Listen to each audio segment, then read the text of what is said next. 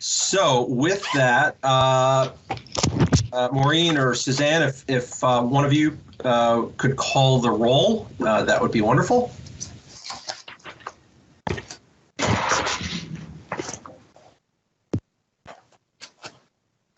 And if you're speaking, either Maureen or Suzanne, you're on mute.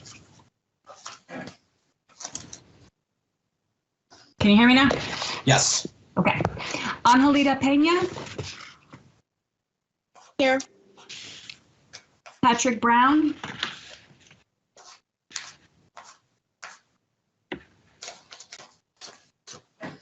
Patrick is here. Yes. Okay. Lyle Jepson. Here. Tammy Kolbe.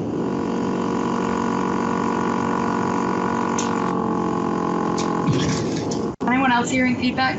Yeah, Jenna, the feedback is coming from your line. Yep, thanks. Kim Gleason. You're on mute, Kim. Sorry, thank you. Kim Gleason here. Good morning. Jennifer Samuelson. Good morning, here. Jenna O'Farrell. Here. Tom Lovett. Here. Oliver Olson. Here. Gabrielle Lucci. Here. And is Tammy here yet? I didn't hear her acknowledge the first time. Tammy Kolbe? Just gonna check my email in case she's having trouble getting in.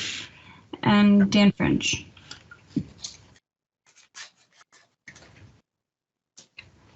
Morning. Morning, Dan. And Jenna, I think your background, just so you know, I think it sounds like a fan or something maybe that's causing that. I've heard it before in prior calls. So anyway, we can still hear you, but if you're not speaking, if you can remain muted, that would be great. Awesome. Alrighty, so I know we have a number. It's an ongoing issue. Yep, thank you. Okay, thanks. I know we have a number of guests today. So one thing I would ask, just for clarity, if you're a member of the public or if you're a guest joining us today, welcome. We're very happy to have you with us today. I would ask that you mute your video and your audio line unless you've been recognized and called upon to speak. It's really important because it helps members of the public who may be watching to be clear about who the members of the board actually are. And when other members of the public show up on video, and if they're not speaking, it can create some confusion about who's actually a member of the board. So as a courtesy to the board and the public, that would be much appreciated.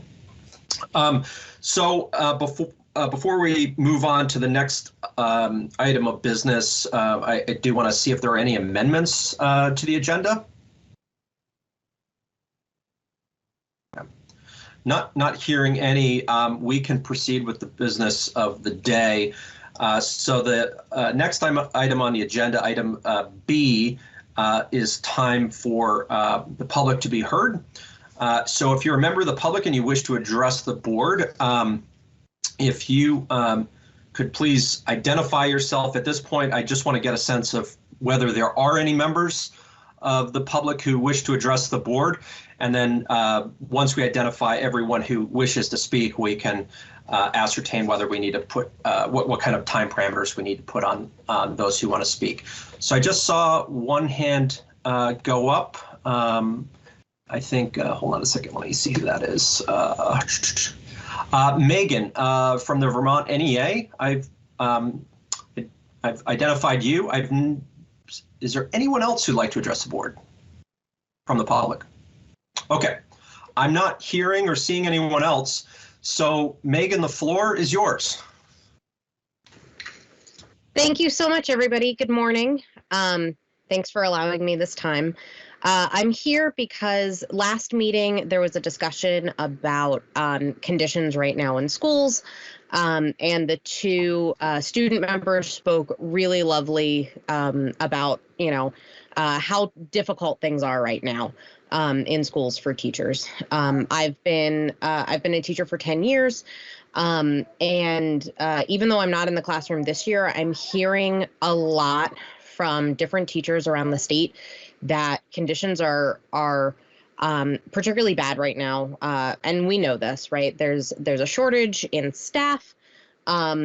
We're seeing behaviors pop up that we haven't really been used to before. And a lot of that can be attributed to the fact that a lot of our students are kind of acting 2 years younger, if you will, because that was the last time that they had a quote unquote normal classroom experience. And one of the things that I wanted to speak on is that it may seem like there isn't a whole lot we can do at a state level, but I think there are a couple things that could be done, at least in the form of recommendations, that could either come from the state board, the AOE, or the Secretary of Education. And this is one of the only forums for the public to speak. So I figured I would use this time for that.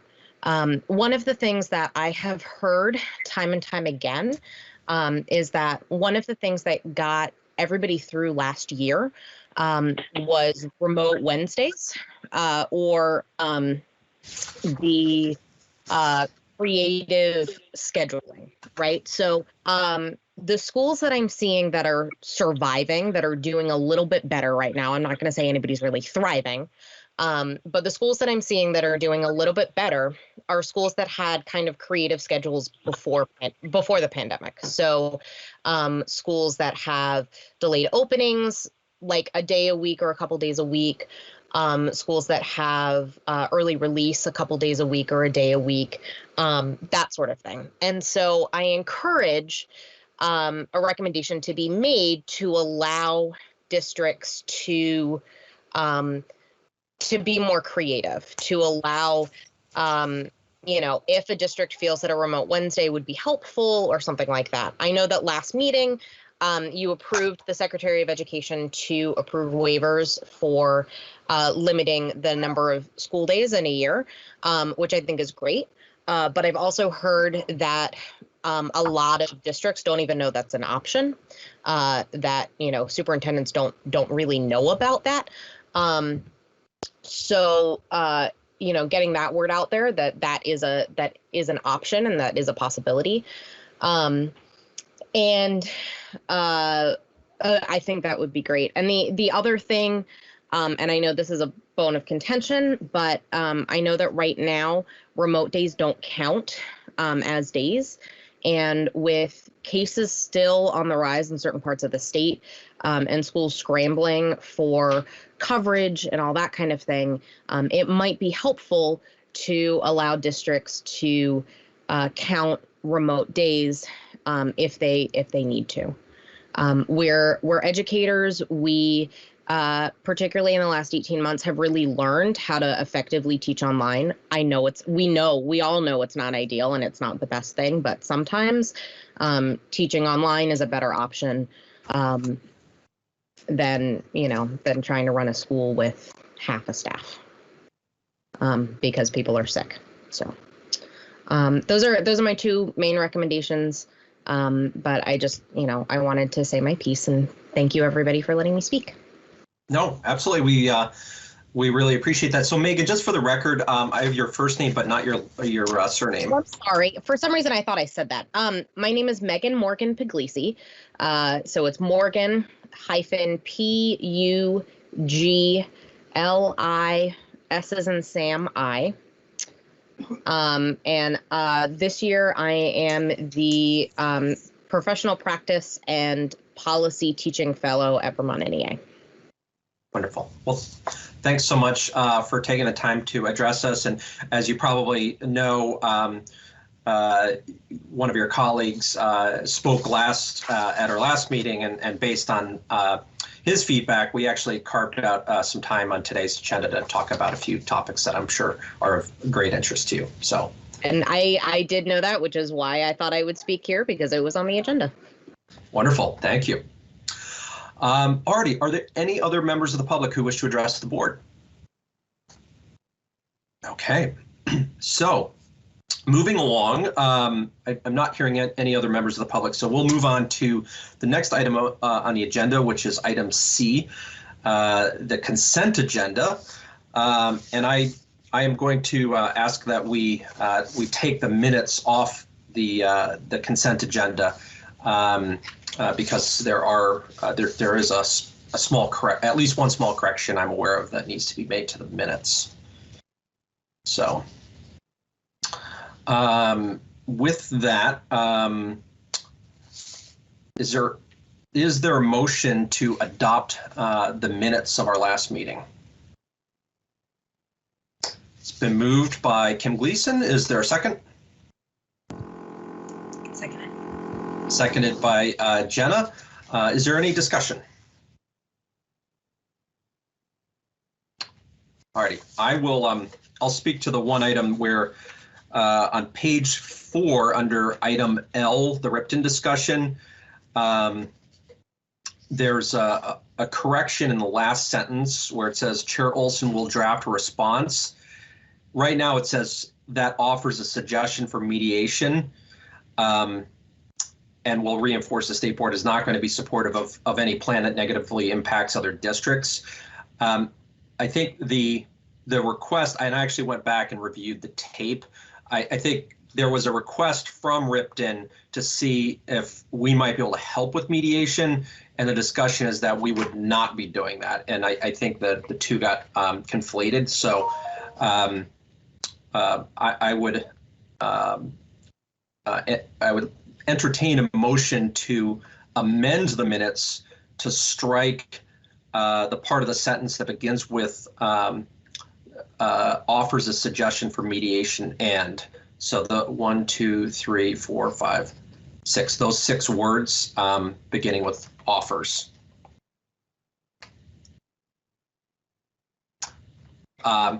Kim? Okay, it's moved by Kim. Is there a second? I'll second that. It's been seconded by Lyle. Is there any discussion on the amendment? Alrighty, hearing none. All those in favor of adopting the amendment, please signify by saying yes and raising your hand. Yes. Yes. Yes. Yes. Okay. Those opposed? Any abstentions? Alrighty. The motion to amend has passed. So now, is there any further discussion on the minutes? Otherwise, I would entertain a motion to approve the minutes as amended. I'll move. Okay, it's been moved by Jennifer Samuelson. Is there a second? It's been seconded by Kim Gleason. Is there any further discussion? Alrighty, all those in favor of approving the minutes as amended, please signify by saying yes and raising your hand. Yes. Yes. Yes. And those opposed, signify by saying no and raising your hand. Are there any abstentions? No. Okay, the motion carries unanimously. I'll now entertain a motion to approve the remainder of the consent agenda. So moved. It's been moved by Mr. Jepson. Is there a second? Been seconded by Mr. Lovett. Is there any further discussion? Alrighty, all those in favor of approving the remainder of the consent agenda, please signify by saying yes and raising your hand. Yes. Yes. Yes. Those opposed, please signify by saying no and raising your hand. Are there any abstentions? Hearing none, the motion carries unanimously. Wonderful. That brings us to item D, which are board announcements. Are there any announcements from the board?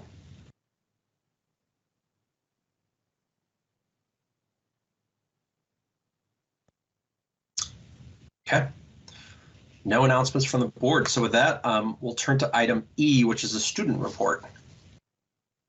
Angelita or Gabrielle? Hello.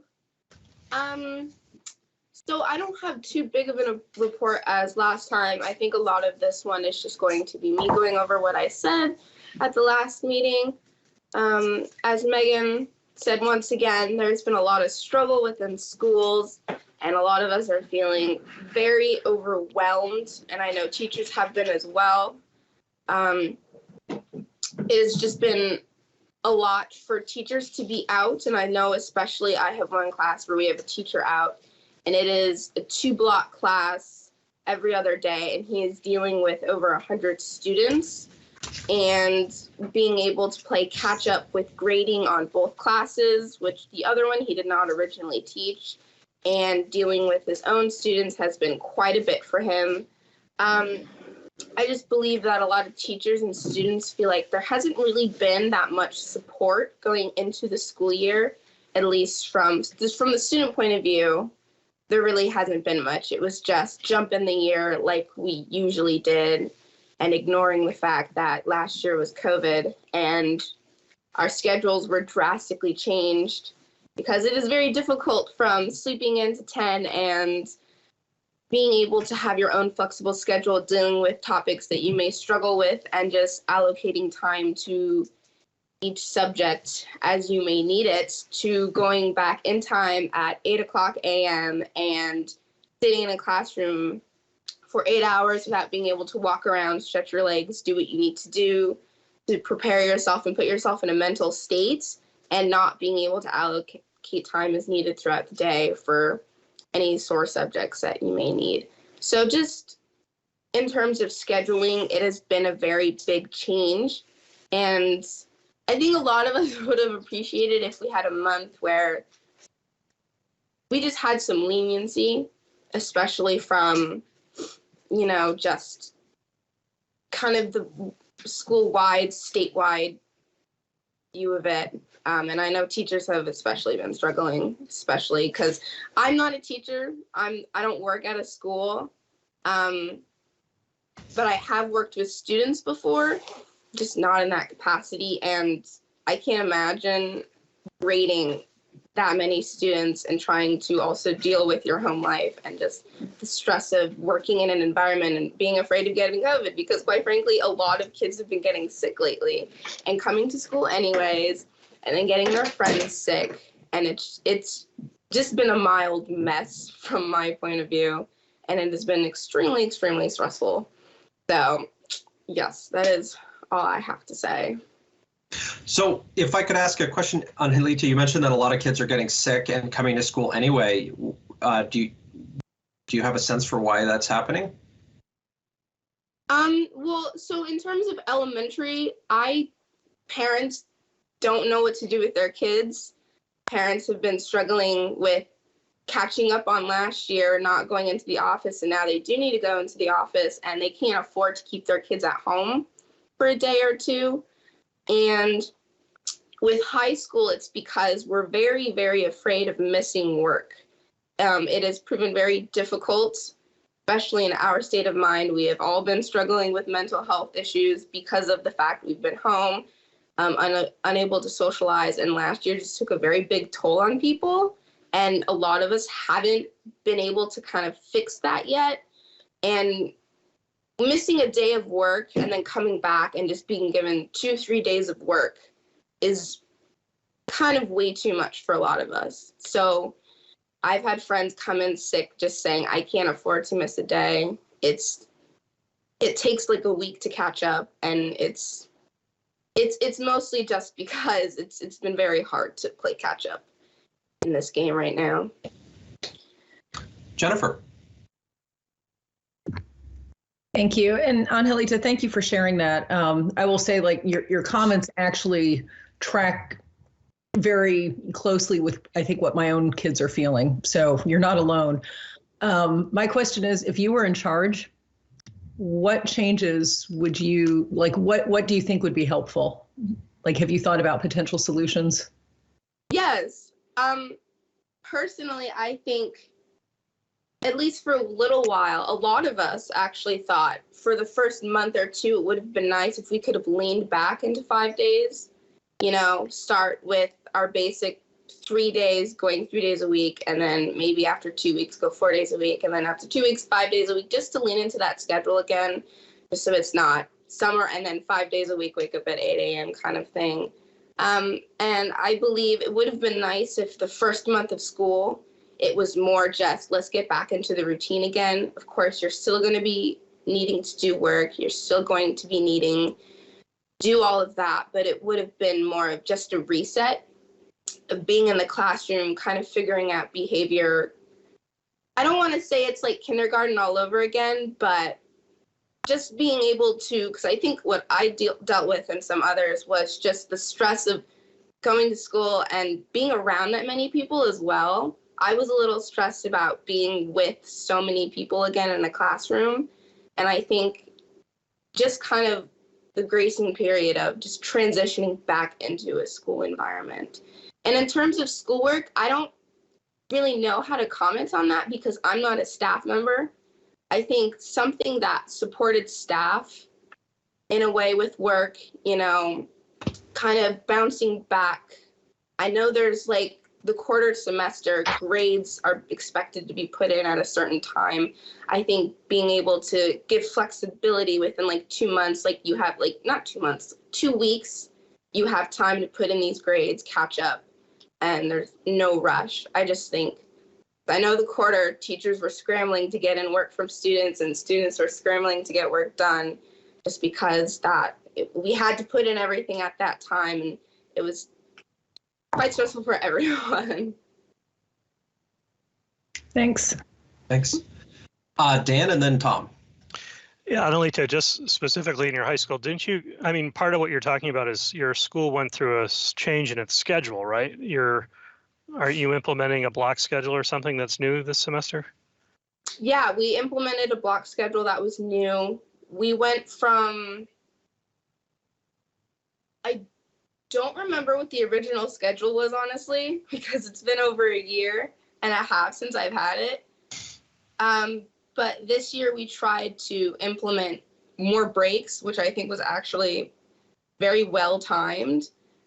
Just like a 15-minute break after the first block in between the second block. But I believe the time was extended for each class.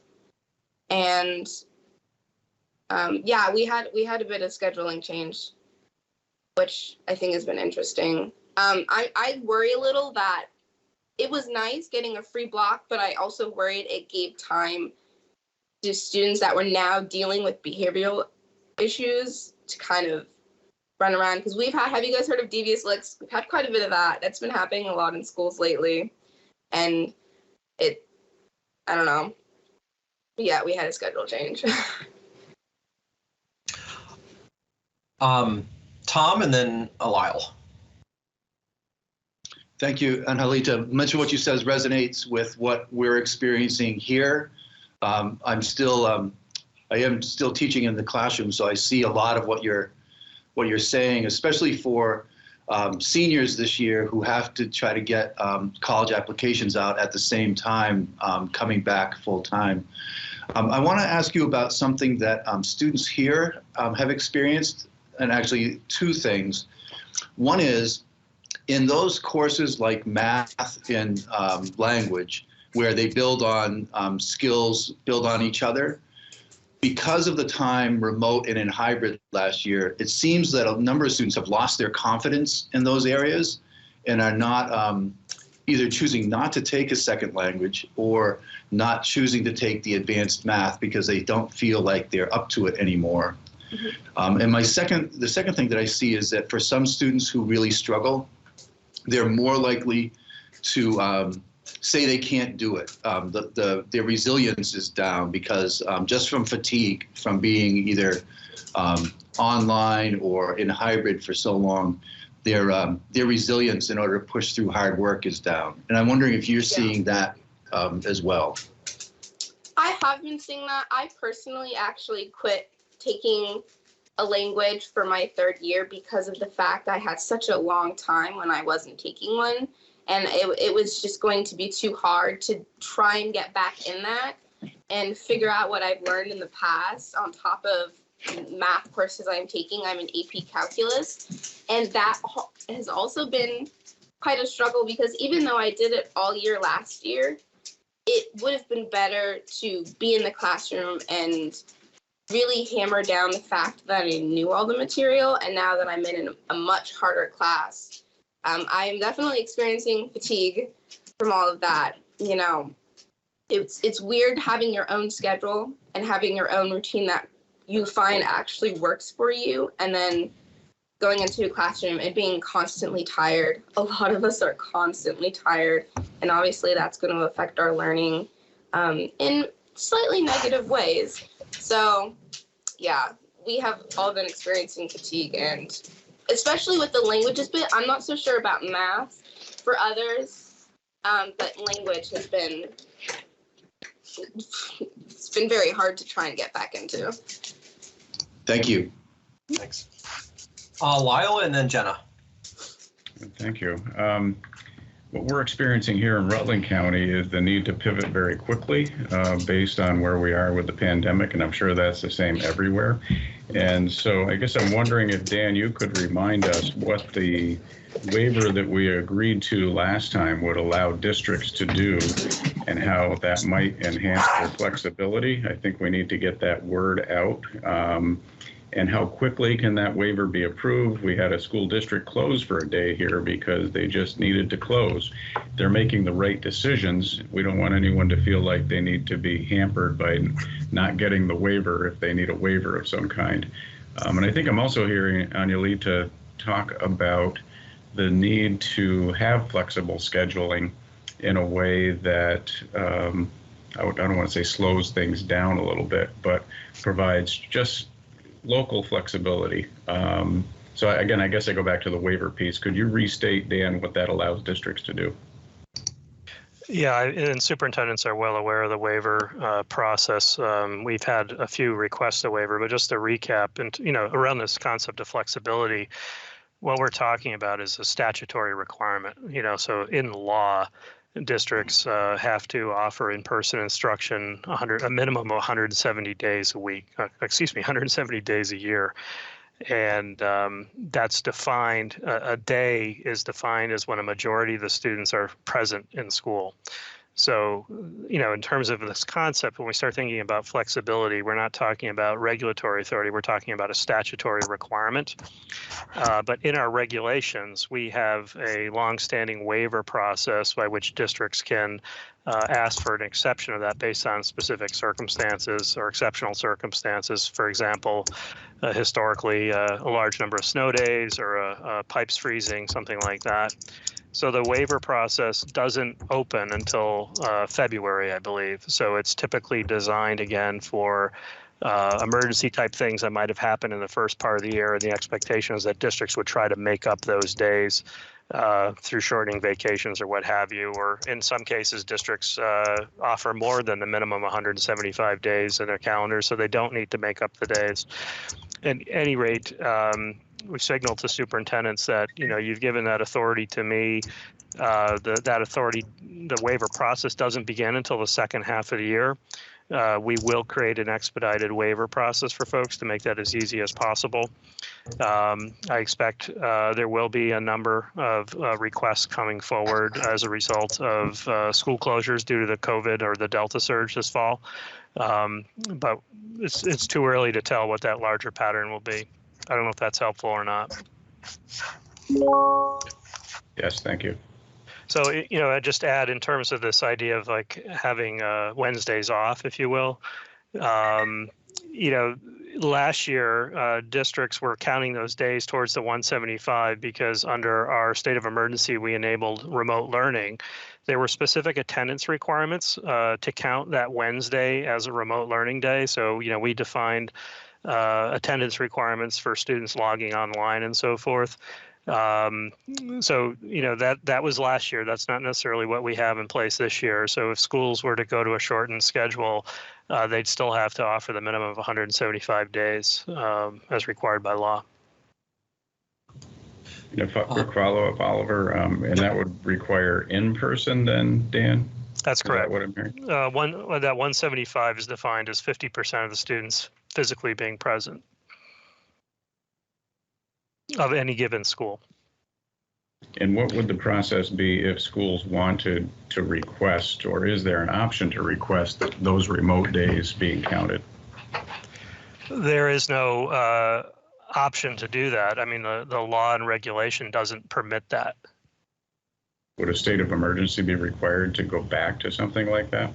State of emergency would enable, as we did last year anyway, it enabled me, and you can't say generically state of emergency, but the state of emergency that was enacted last year gave me authority to create some regulatory essential direction under guidance that had the force of regulation.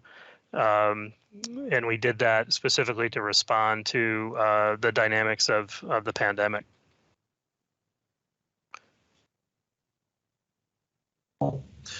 Jenna and then Kim.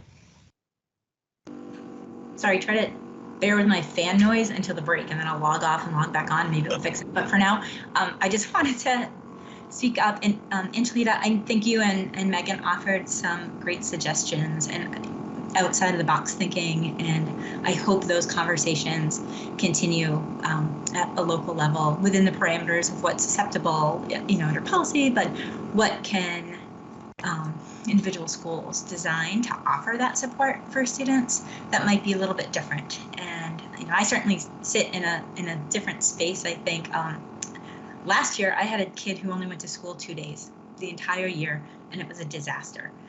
And I was not a big supporter of remote learning. It didn't happen. And this year he's in school 5 days a week at a school who has really, I think, thought through this.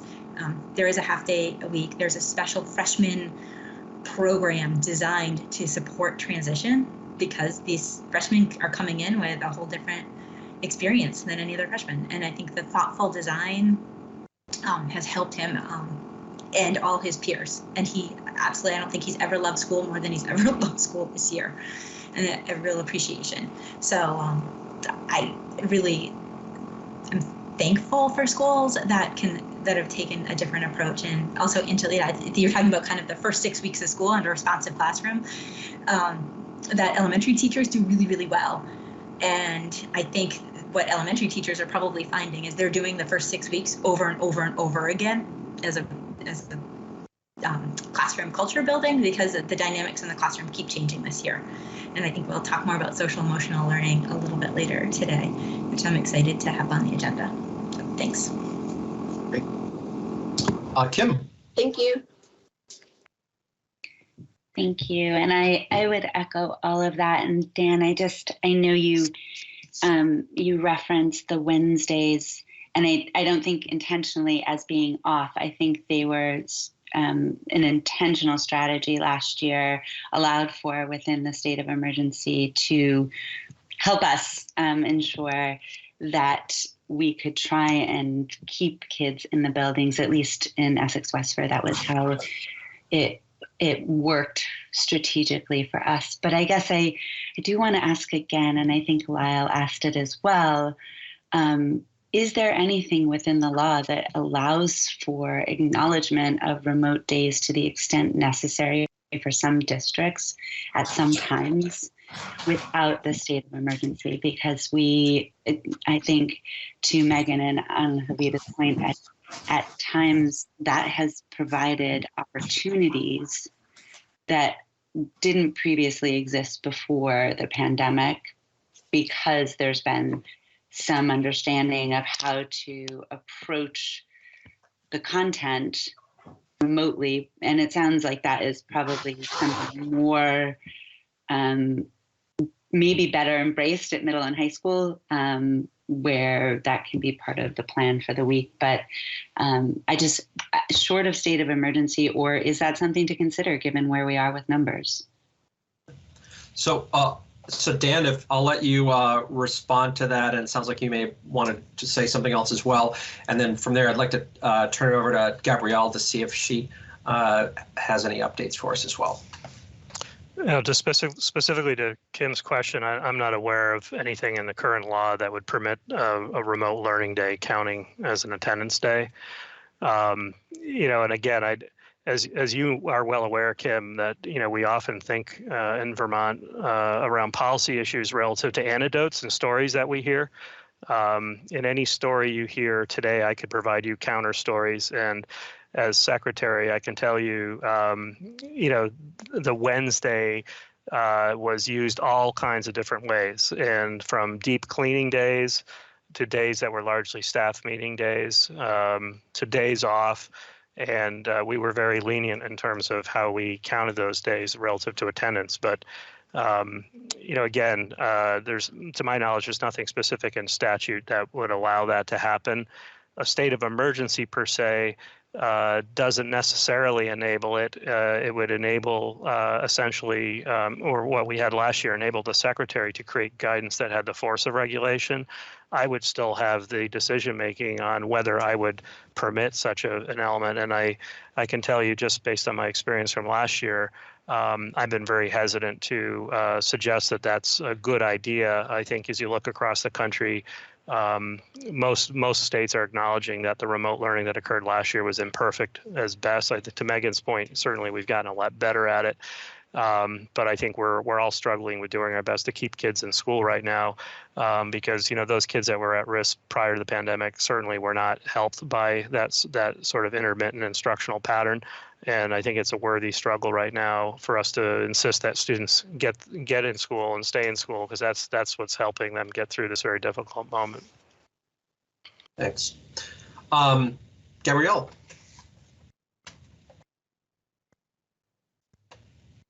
All right, so there isn't really, for me, there's not that much to say as like that doesn't sound the same as last month. Students are still struggling with workloads and being absent and coming into school sick. I know that for me this week, I've been feeling a little more run down, and I feel like I've had some symptoms of sickness, not COVID, but something else. And it was obviously not pleasant. It's never fun to be sick, but I felt that I couldn't be absent because I had already missed a few days of school due to other conflicts, and I didn't want to miss any work and then risk having to have a huge workload to catch up on. So I think that's definitely still an issue.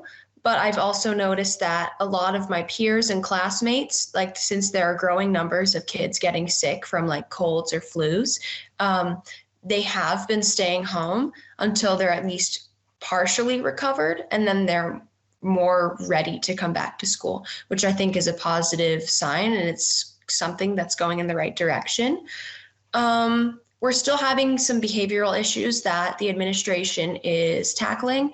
And one of the ways that we're doing that is through integrated advisory. So advisory is this block that's towards the end of the day. It's between our fourth block and the last block of the day. And it's a time during every other day of the week is to talk to your teachers about anything you may be struggling with relating to work or any kind of curriculum that you may not be understanding.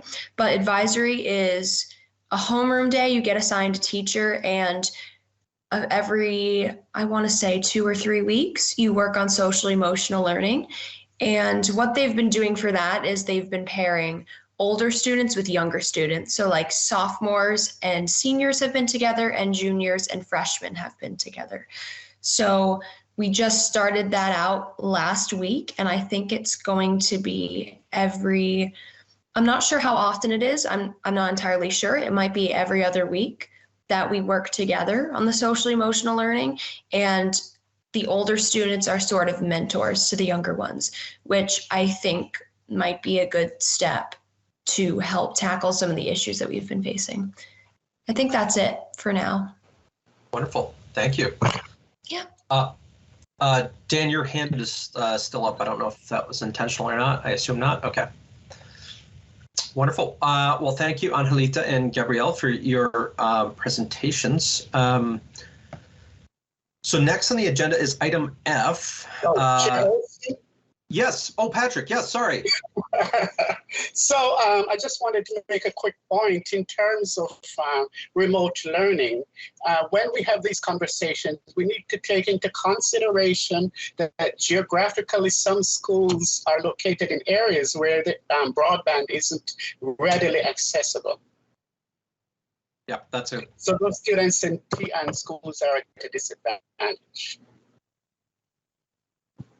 That's an excellent point, and certainly an issue in my part of the state and others. So I appreciate the member from Burlington pointing that out. Excellent. So next is item number F. Item F. Which is a reaffirmation of action taken at our October 20th meeting. So a little background on this one.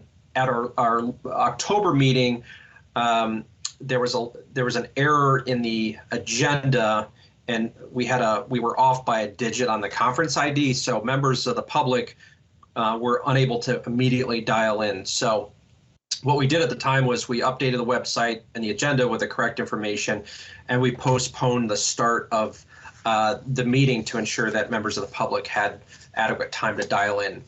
Nonetheless, that was the sort of the best solution at hand at the time.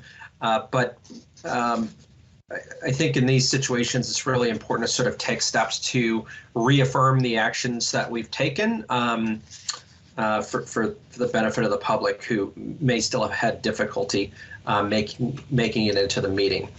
So what we're going to do is you will see in the under this agenda item, there was a list of all the votes that we took. Excuse me, there were 2 votes where there were abstentions.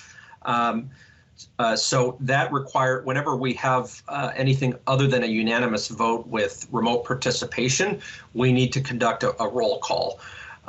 So rather than go through each of these individually, what I'm going to propose is that somebody offer a motion to reaffirm all 4 votes on this sheet that was in the agenda packet, and then suggest that the 2 members who abstained from those respective votes also abstain from this vote. I think that would be the cleanest, most efficient way to affirm the action that we took. With that, I'd ask for a motion to that effect and a second, and then we can have discussion if there are any questions about this action. Kim. I move. So moved? So moved. Thank you. Alrighty, is there a second? Jennifer Samuelson has seconded. Alrighty. So the motion that's been made and seconded is to reaffirm the 4 votes that were taken at the October 20th, 2021 meeting. Is there any discussion? Okay. Not hearing any. Maureen, if you wouldn't mind calling the roll, please. Sure thing. Kim Gleason? Yes. Lyle Jepson? Yes. Jenna O'Farrell? Yes. Tammy Kolbe? Abstain. Jennifer Samuelson? Yes. Patrick Brown? Yes. Tom Lovett? Yes. Annalena Yes. Pena? Yes. Is the chair voting? The chair will vote in the affirmative. Before we close that out, I don't mean to suggest that somebody voted the wrong way, but Jenna, did you vote yes or did you vote abstain? I didn't abstain on any of this. So Okay. I was on, no, it was the closure of the Parent-Child Center Okay, got Learning it. Together program, which isn't on the reaffirmation. Perfect. Okay. Wonderful. Alrighty, so the vote does carry. And we will move on to the next item, which is item G. So Jennifer Samuelson, I'll turn it over to you. Great, thank you. So I thought it'd be easier to start with the Rule Series 7000 update because there's less to talk about. So just as a quick reminder, this Rule Series is now open with two major changes. One is that we will be recognizing ASNE, the Association of Independent Schools in New England, in the language of, I forget which rule, 2223. So that will be explicitly named in Rule 2223. And then we are proposing that the Rule 7000 series will be sunsetted.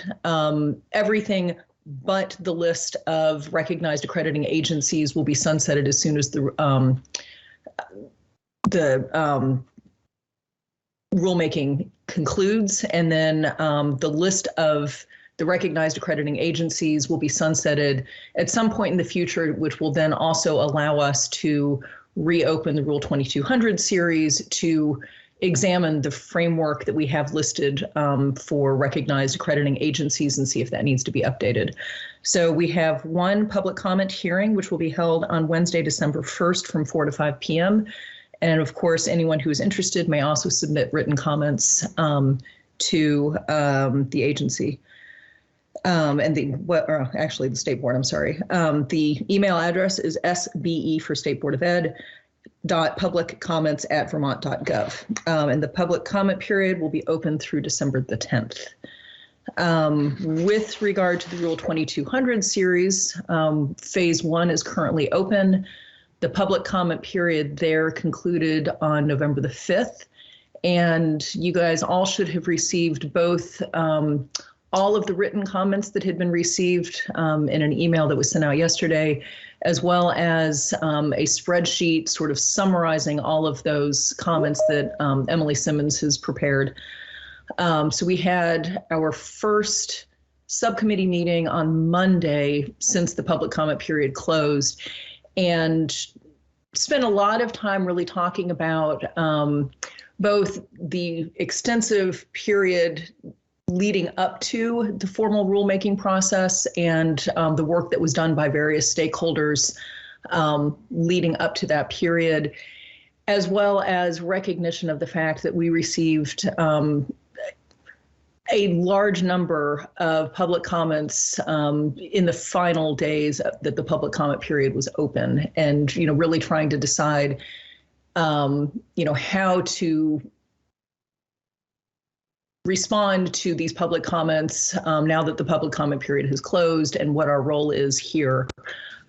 So quite frankly, we didn't get too far on the substance of any of the public comments that were received. I don't think we actually reached a decision or recommendation on any of them, but really spent a lot of time discussing the various stakeholders and the comments that were received.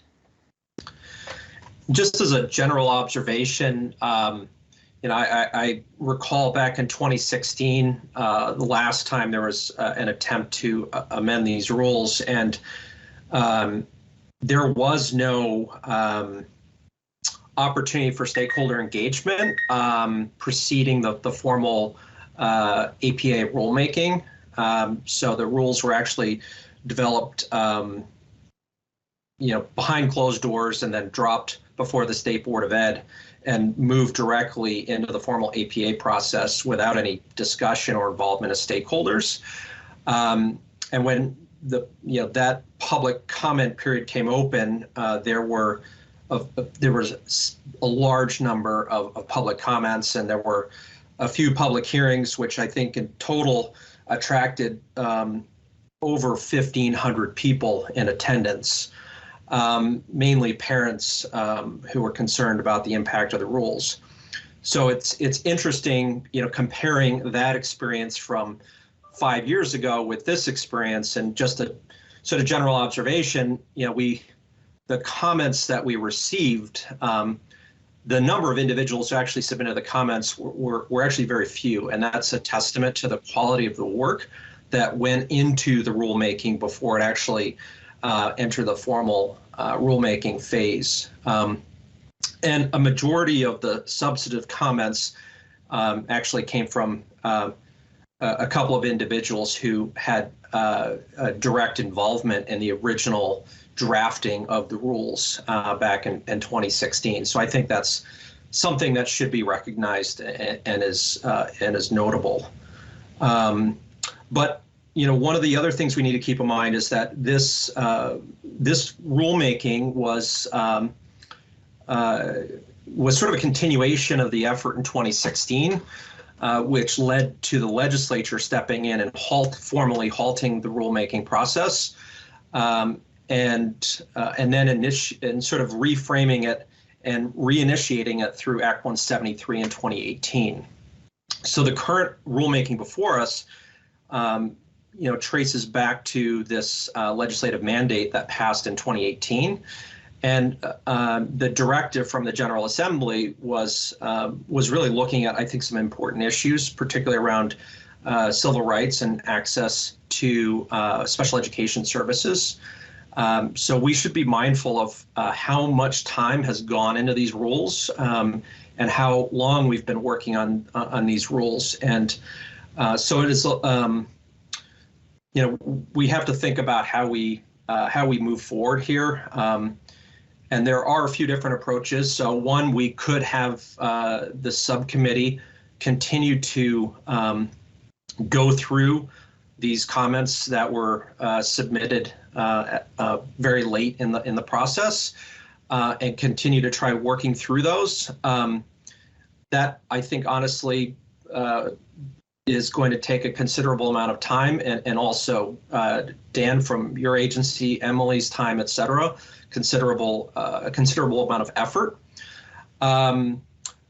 We have also discussed, and it's always been the intention that this was a phase one, and that we would have a phase two effort that would immediately follow moving these rules forward, where we would take up additional issues that might require more time. So that's just something else that I think we want to consider. So with that, Jennifer, I just want to turn it back to you, and then I see Kim, you've got your hand up. Well, I mean, I think you explained it pretty well. And I think in particular, what we struggled with at our subcommittee meeting on Monday is there were some of the public comments that we received in the last couple of days of the public comment period being open are very specific. They're very substantive, and the challenge is that the Act 173 working group was created by the General Assembly. There were 12 named entities that were required to be a part of that working group. They spent monthly meetings for almost 2 years coming up with the proposed rules. And now, as we're looking at, I think since the rule opened up at the beginning of June, or the end of June, I believe, we have 8 months to get this through LCAR and then be final with the rule series. And it's now, the middle of November. So it just as a practical matter of, how much time do we realistically have? How much time can we expect the agency to dedicate to it? Because there is a rather voluminous amount of comment received. So that was really what we spent most of our meeting on Monday discussing. Kim and then Tammy. Thank you. Actually, we spent most of the early part of the meeting spending time on process and whether or not the timing of when things came in. I feel very strongly, and I want to sort of harken back to the process we used in the earlier round with 1300 and 2360. We met as a subcommittee on those considerations, quite a bit in the month and a half or 2 months following the closure of public comment, and a couple of times before public comment closed. We considered as public comment was closing, the themes we were seeing emerge, and that which we would then work on with two stakeholders who, frankly, had co-chaired the advisory group. And these were substantive changes to the draft that had gone through that process. So I feel very strongly that the public comment period is open for its entirety. And when those comments come in is irrelevant to our consideration, and that we must consider, how we are responding, if at all. It's totally fine that we not, but it's not okay that we not consider whether or not these are improvements that reflect the theme we've seen. There's a lot that's gone on since, even in cases and law and applications of law over the last 6 months. And I think we need to, I don't think we have the privilege or autonomy to say, if you sat on the advisory group, you don't get to submit separate comment. If you didn't comment until the last day, it doesn't have weight.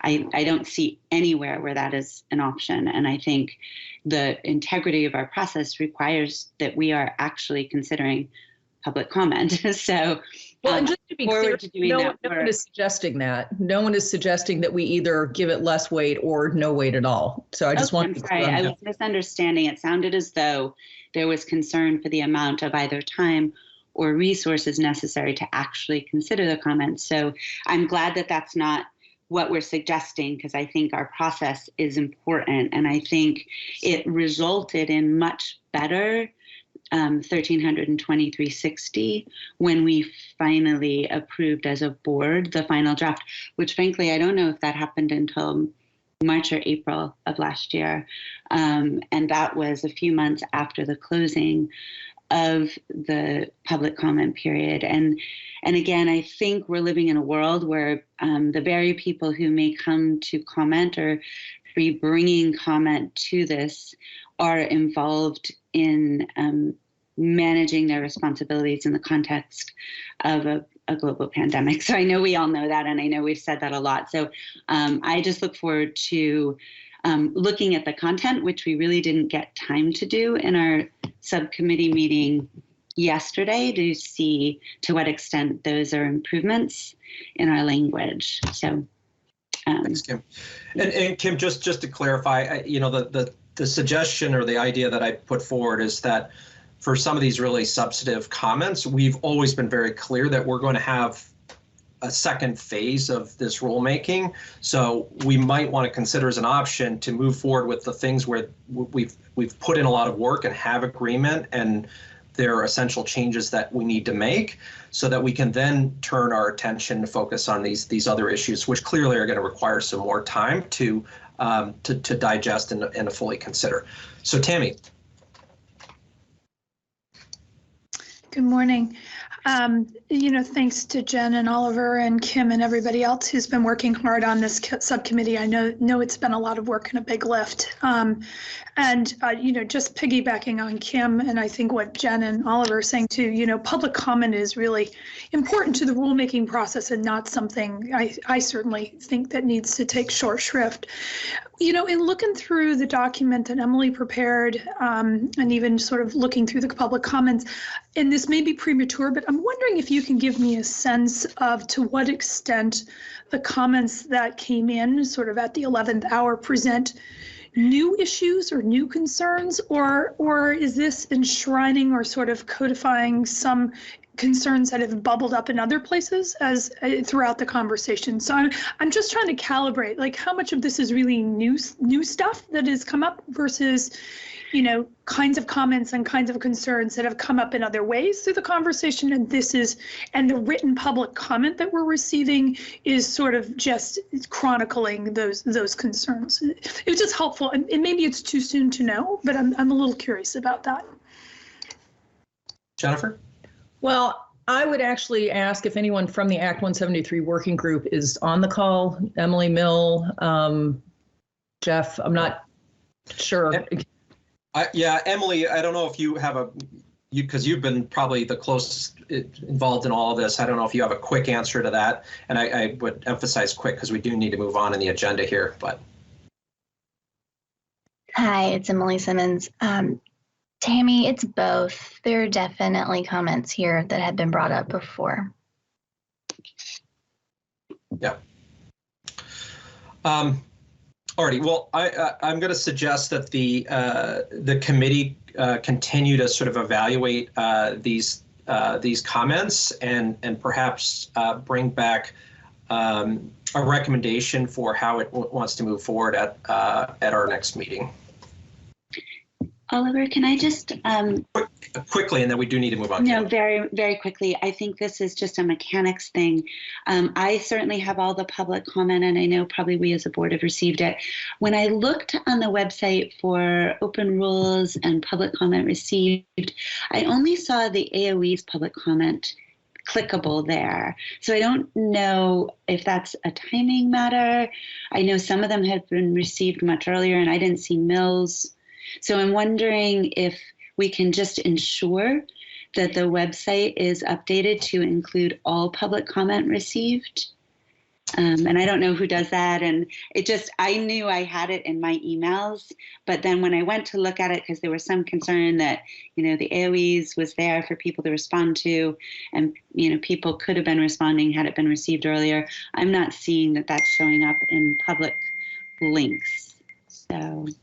I know it's out there, but Maureen, perhaps if you wouldn't mind, offline we can work to make sure that that's on the website under the rules section. Yeah, thank you. Okay. So with that, I'm going to move us along to item H, which is a recognition of service for Kathy Lavoie. So do we have Kathy with us?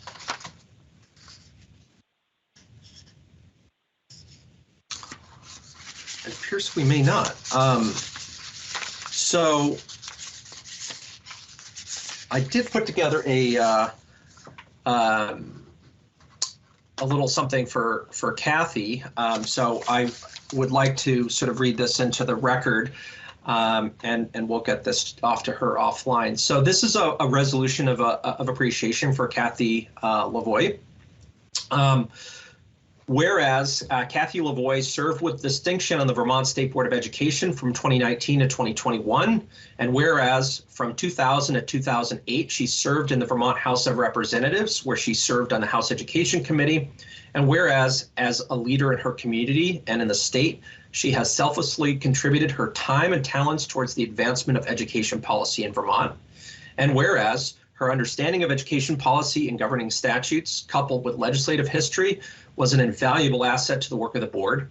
And whereas she has dedicated her life to public service at the local and state level, and whereas while she will be greatly missed by her colleagues on the board, her service to her community will continue to be appreciated. Now, therefore, be it resolved that the Vermont State Board of Education recognizes and applauds the service and commitment of Kathy Lavoie to the state of Vermont, and be it further resolved that with profound gratitude, appreciation, and respect, her colleagues on the Vermont State Board of Education, past and present, offer best wishes to Kathy Lavoie. So with that, is there a motion to adopt that resolution? So moved.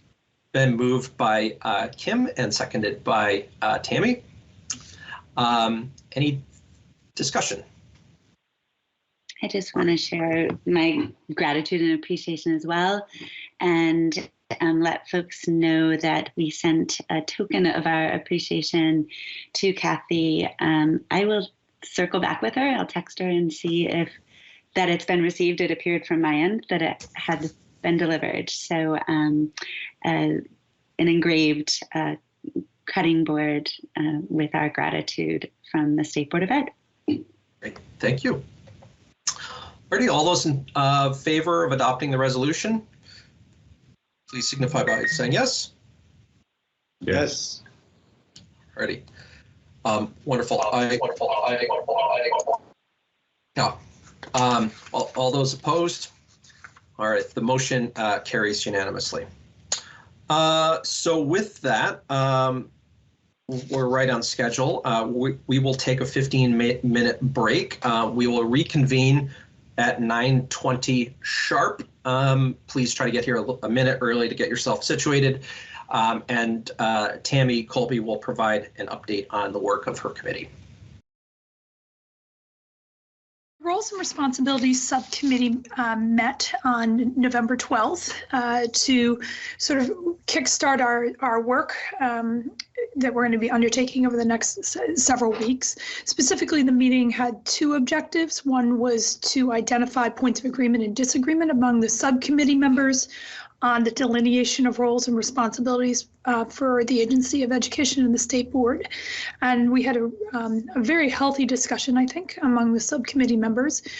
We were building off a template that Oliver had pulled together at the meeting of the subcommittee in August, where all the subcommittee members were asked to reflect on the roles and responsibilities delineated by 6 functional areas.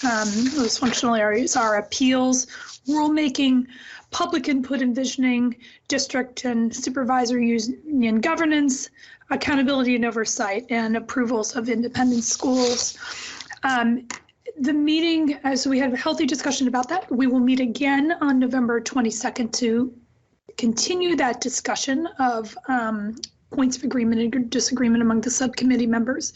We also agreed to establish a process and next steps for soliciting input from targeted stakeholder groups on these same functions for the state board and for AOE, and solicit their input on sort of the delineation between roles and responsibilities and what they would think was most advantageous and where there are opportunities as well as challenges with the existing process. So we're going to meet again on the 22nd, but also be establishing another opportunity for stakeholders to provide some written feedback using the same template that the subcommittee is using, but also to present back to the committee in small bites their big ideas. The goal is to have a draft. I want to use the term report lightly here, but a draft update of sorts to the legislature by December 15th, which is what is in statute. As I think Oliver reported earlier, is that he has requested in the General Assembly granted an extension on our final report back to them. We are targeting to have that report our final report back to them by the end of January. So just a quick update. So progress is being made. We look forward to bringing the results of our initial deliberations back to the full board, both at the retreat, which I think is being scheduled here in the next few weeks, I hope, and also at our December meeting. So let me stop there and open up the floor for questions and concerns and comments.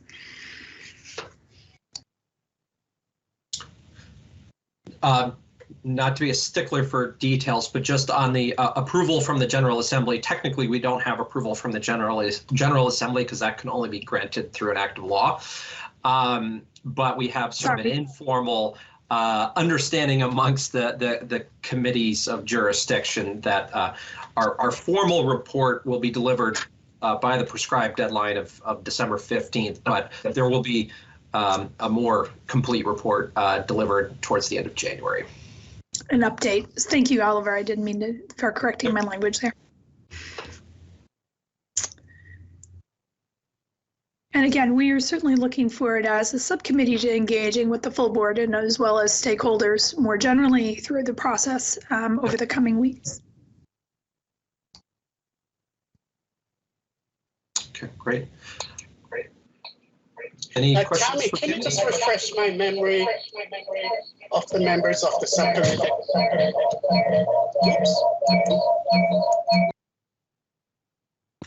I apologize, Patrick. I'm having a hard time hearing you with the feedback. Might you pose that question either again verbally or in the chat so I can read it? I think I heard it, so I'll take a stab at phrasing. I think his question was, who are the members of the subcommittee?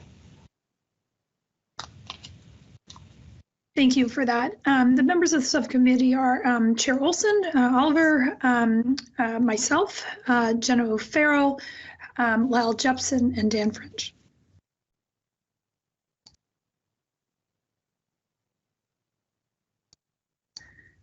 Patrick, did you have a follow-up question to that?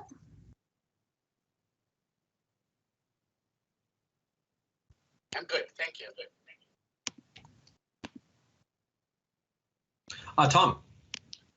Yes, thank you, Tammy.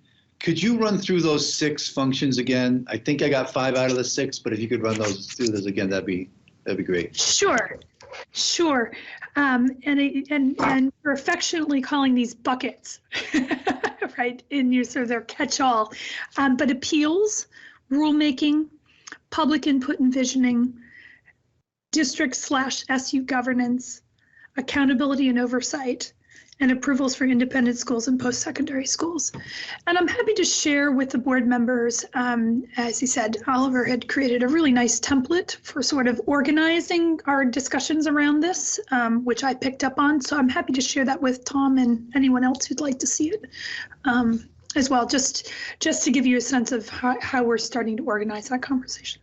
Did that answer your question? Yeah, that's great. And I'd appreciate seeing the template too. Thank you. Happy to do that. I'll circulate that to the full board. And again, if you, I'm sure the subcommittee would welcome your contributions in completing the template. The initial exercise for the subcommittee was for each committee member to sort of share their thoughts on this in terms of what they saw the AOE roles and responsibilities be, what they saw the state board's roles and responsibilities, examples, and then, advantages and disadvantages, as well as opportunities in each of those buckets in terms of roles and responsibilities. So certainly would welcome others to complete the template if you have time and opportunity to do so. Great. Wonderful. Any other questions, closing comments from Tammy? Nope. Wonderful. Okay. So with that, a few minutes early, we can move on to item J, which is a presentation from the Winooski School District. And I'd actually, Patrick, I don't know if you're still having audio troubles, but if you're able to, it would be wonderful if you would be able to introduce our guests. I just want to thank Patrick. This came up as a suggestion a few months ago in a prior meeting, and Patrick was very kind to help facilitate putting together this section of the agenda. So Patrick, if you're able to speak and want to kick this off, that would be wonderful. Sure. Oops, we're still getting the echo.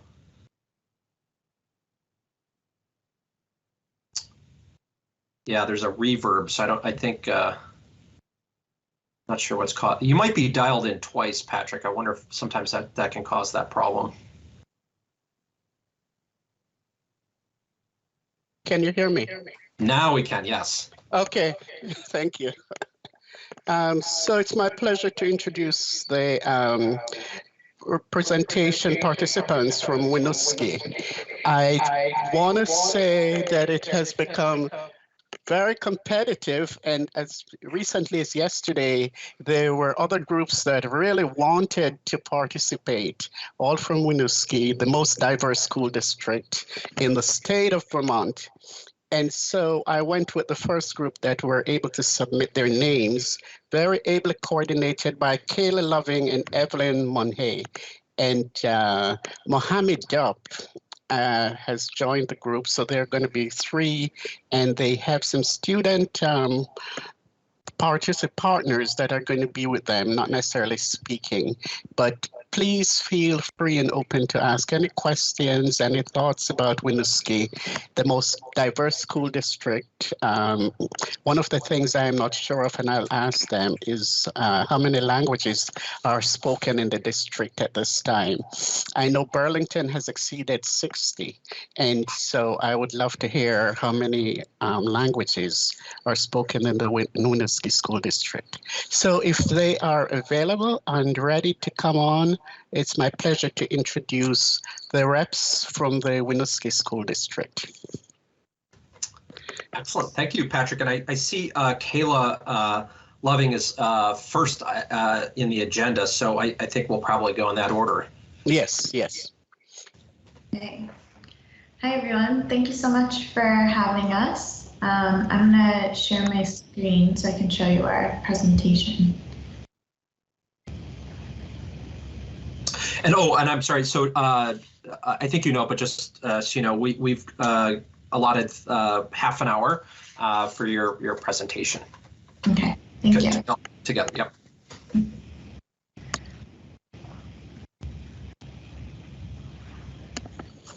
Okay. So Evelyn and Mohammed are on the call right now, and we have some students that we've been working with, but I don't believe they're on the call right now.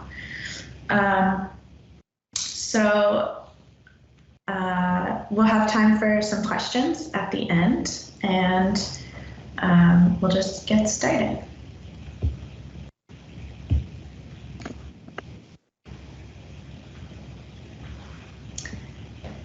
Go ahead, Evelyn, when you're ready. Great. Hello, everybody. So my name's Evelyn Monhay. I am a sophomore at the University of Vermont and graduated last year from Winooski High School. And I wanted to share a little bit about who we are as a community at Winooski School District, and more specifically the anti-racism work that we've done. And so this work has stemmed from the last year with the rise of the racial justice movement worldwide. We had a group of alumni and students of Winooski who came together to address the racism that's built into school districts and the systems and structures of school districts, and specifically our own. And we brought forth 8 demands, as you can see, the Winooski Students for Anti-Racism, or WSA demands. And from that first piece, it evolved into a multi-stakeholder committee that guides the work of these original demands.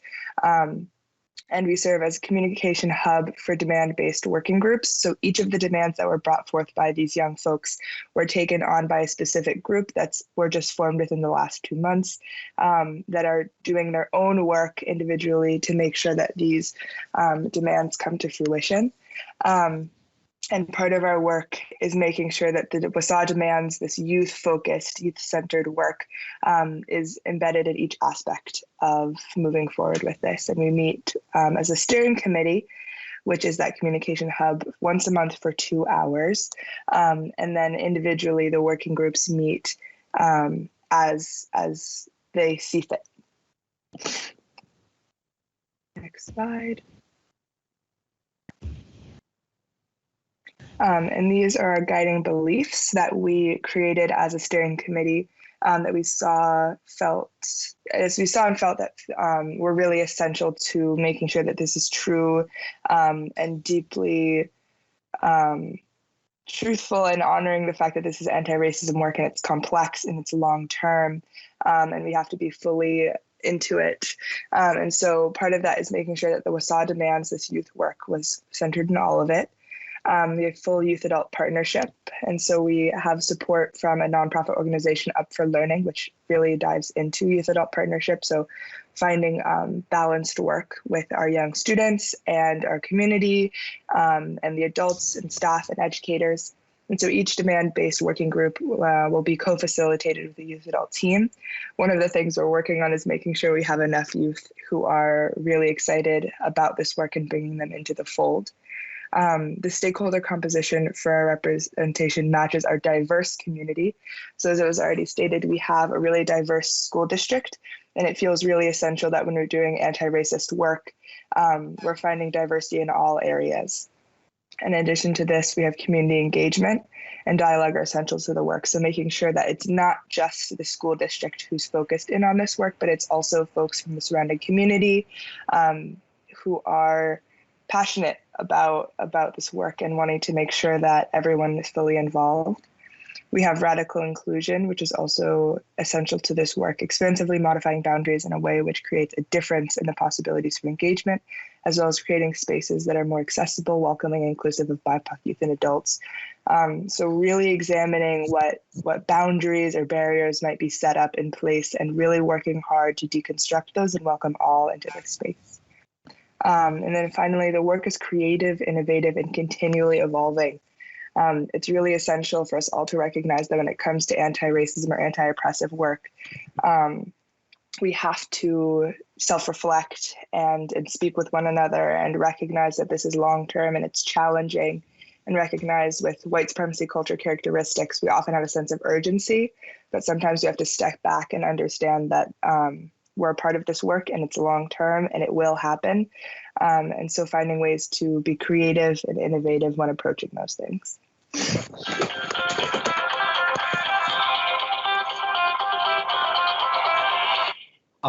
There we go.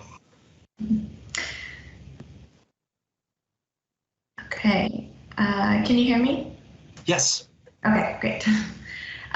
So the steering committee oversees these action demand groups. So the steering committee meets once a month for 2 hours.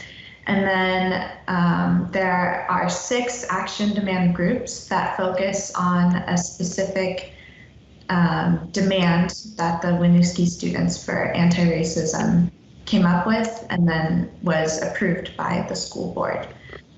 So the first group is Racial Truth and Reconciliation Commission.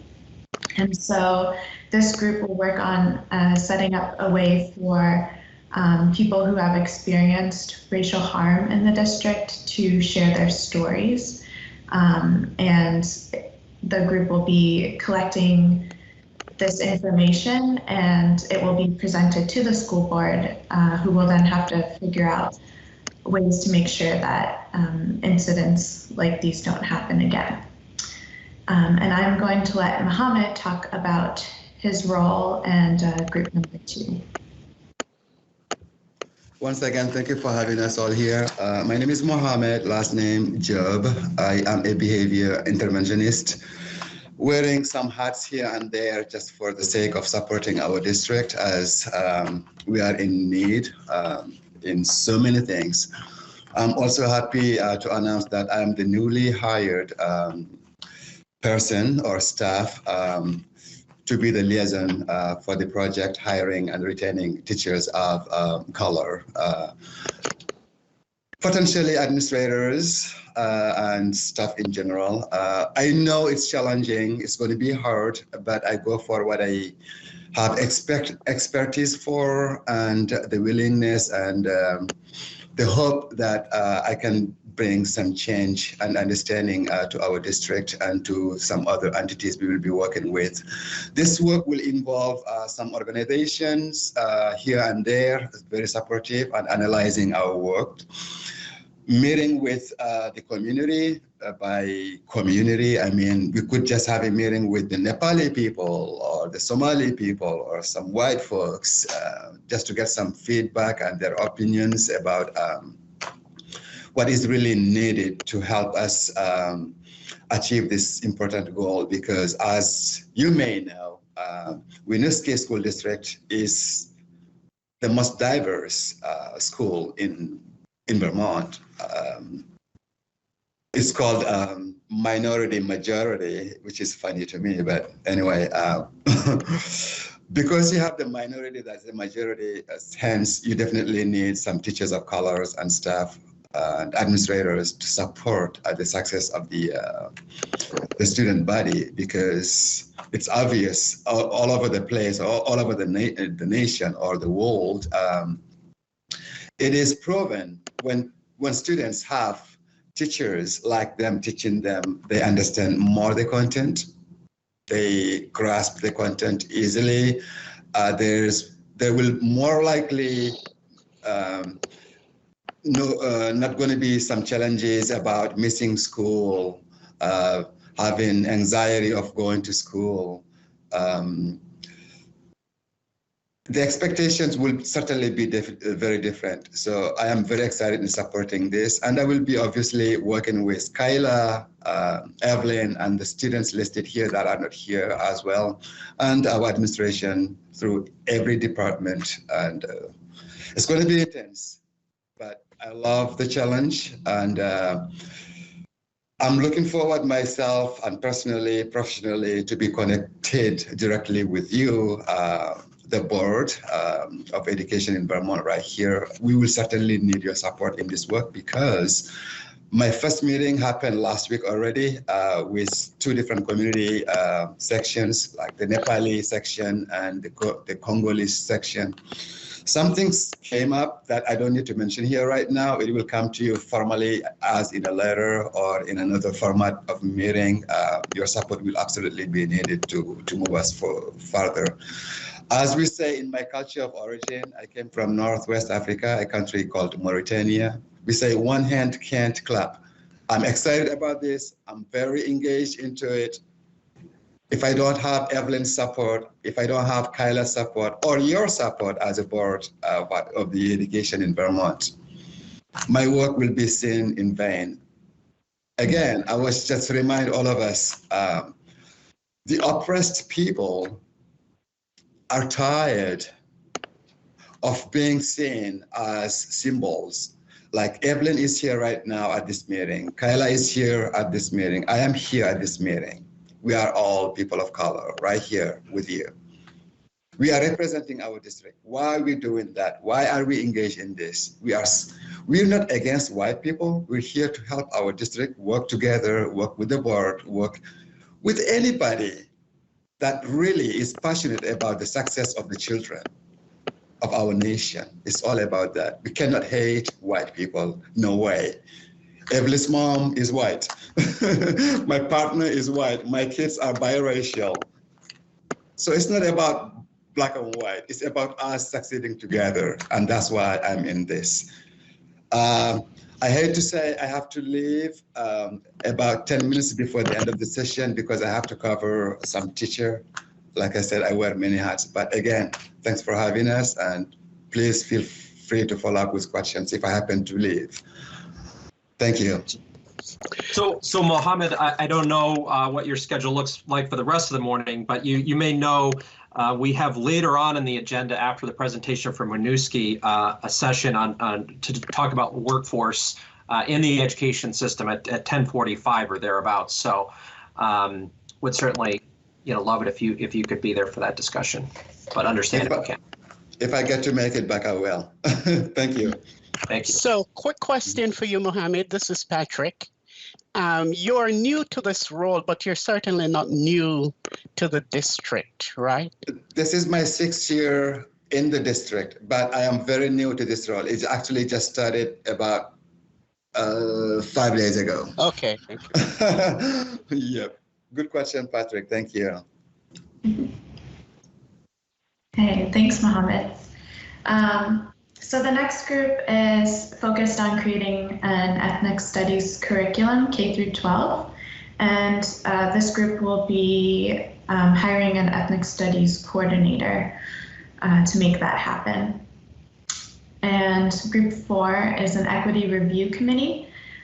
So the city of Winooski is going to be doing an equity audit, and the school district will be doing it as well. They've hired an outside consulting group that'll be working on this audit, and it should be done by the end of the school year. And so based on the results of the audit, this group can look at how policies in the district need to be changed in order to make it more equitable.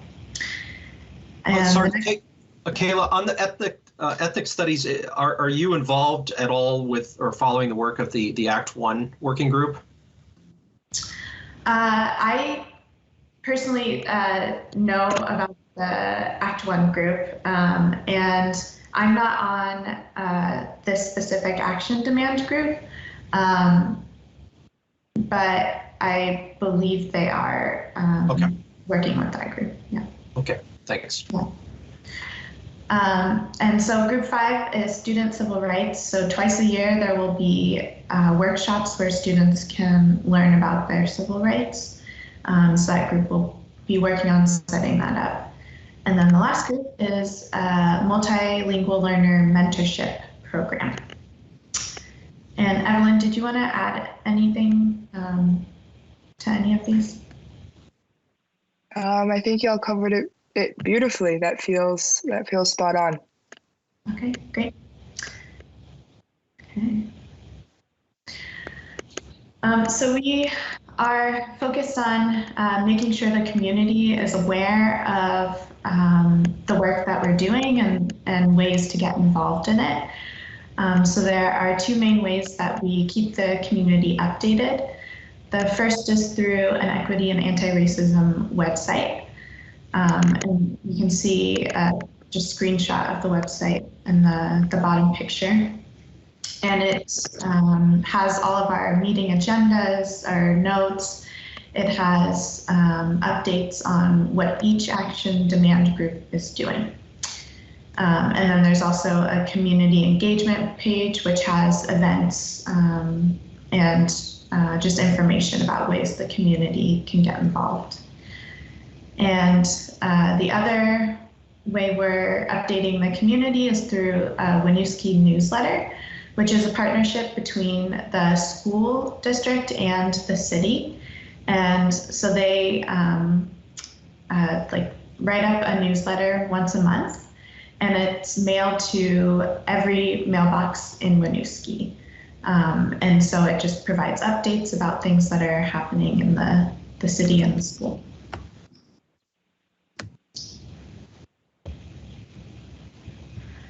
Okay, so some of our successes and challenges. We've created a multilingual environment. We've worked with the multilingual liaisons at the school who have really helped reach out to community members who are interested in this work. As Mohammed mentioned, there is a lot of interest in hiring and retaining teachers of color. And so that specific action demand group has quite a few people on it, and it's really reflective of the community. We've also tried to make meetings accessible by making them hybrid. So we will have some people on Zoom and some people in person for meetings. And then reflecting the diversity of our community, which we've done on the steering committee and are working on doing in the action demand groups. And then we've modeled restorative justice practices in the way we work by creating meeting norms, just ways we want to work together, and really trying to hold each other accountable to the norms that we have collectively created. And so some of the challenges, as Evelyn mentioned, has been recruiting youth.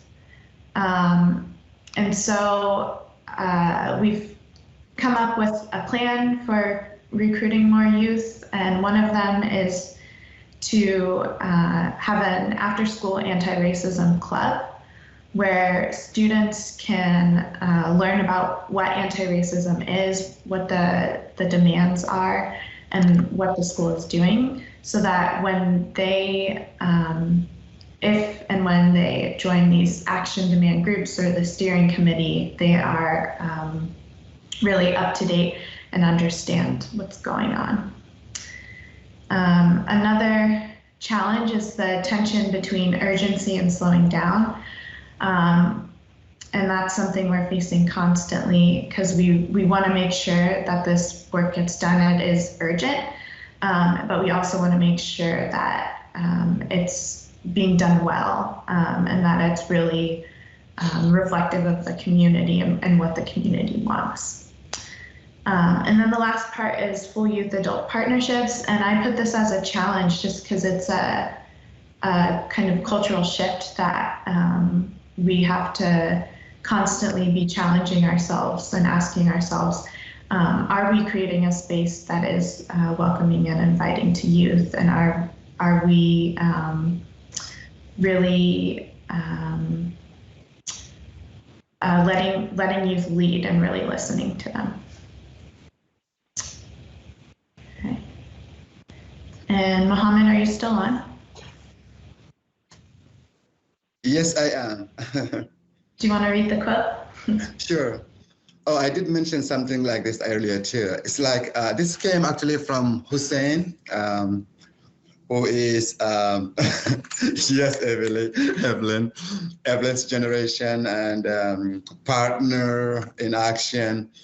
He said, symbolism doesn't mean anything when we don't have real work to back it up. Just like I said earlier, we're here passionate about the work. We just don't want to feel it's only our pictures that are posted there on the news, us attending meetings such as this and thrown out on the news, whereas actions are not or have not actually been tackled at all. So we are all in this really looking forward to really getting things done, not just our pictures. We don't want to be counted as like in numbers, but we really want to be counted as members, not numbers. If you understand what I mean by that. Thank you. Thank you. And so our last slide is just our information with our positions and our emails. And the rest of the time is allotted for questions. Any questions? So before I'm going to take the lead on this and ask my two questions at the same time. You referenced the multilingual task force, and I am curious how many languages are spoken in the district. And then my second question is, what is the role of parents in helping to execute the different strategies? Are parents involved? Are they engaged?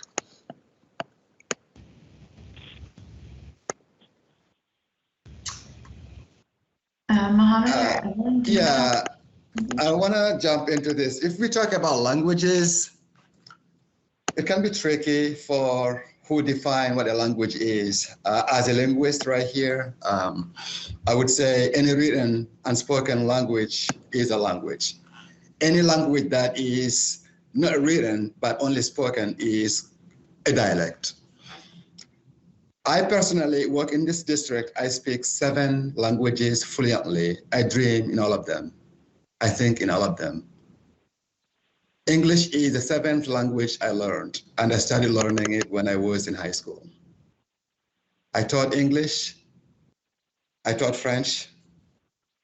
I ran a school as a principal. When I think about the students in the school, many of them are almost like me. Either they speak 3, 4, or 5 languages, or minimum 2. So if we have all East Africa represented here in Winooski, do you know how many languages are spoken in Kenya, just in Kenya? It's about 300 languages in one country.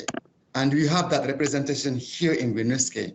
So I can tell you, in terms of languages, let's say minimum 80 different languages, considering our students' background and the languages they came with.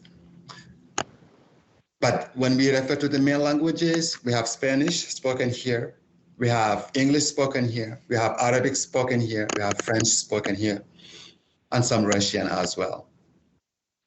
So yes, I can tell you Winooski speak the world languages, if that answers the question. If you would like to add any, Evelyn or Kayla, please jump in.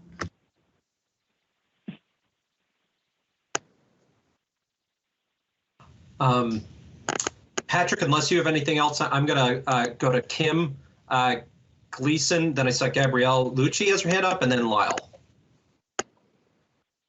Thanks, Oliver, and thanks to all of you. I'm thinking at sort of a governance level, is there accountability to this work through the board and administration as well? And what does that look like? Yeah, maybe I can speak to that. So, and maybe this is echoing a little bit of a bigger part of this project, but Winooski School Board also has dedicated an hour of each of their board meetings to an anti-racism hour. And so myself and my coworker at Up for Learning, Lindsay, and newly Christy meet with the board once a month to speak to both anti-racism in the whole school district and provide them updates for what's going on in individual work groups and what the steering committee's focus is. And additionally, when there are questions relating to policy, we do bring those to the school board for them to pass. And so originally there were 8 demands that were brought from with the Winooski Students for Anti-Racism, and 6 of them were passed. And so we're currently in the process of revising and bringing forward demand 2 for the board to then hopefully pass. And that would be brought on to the steering committee to then bring into fruition. But a lot of that policy work and finances is done in communication with the school district board. Thank you.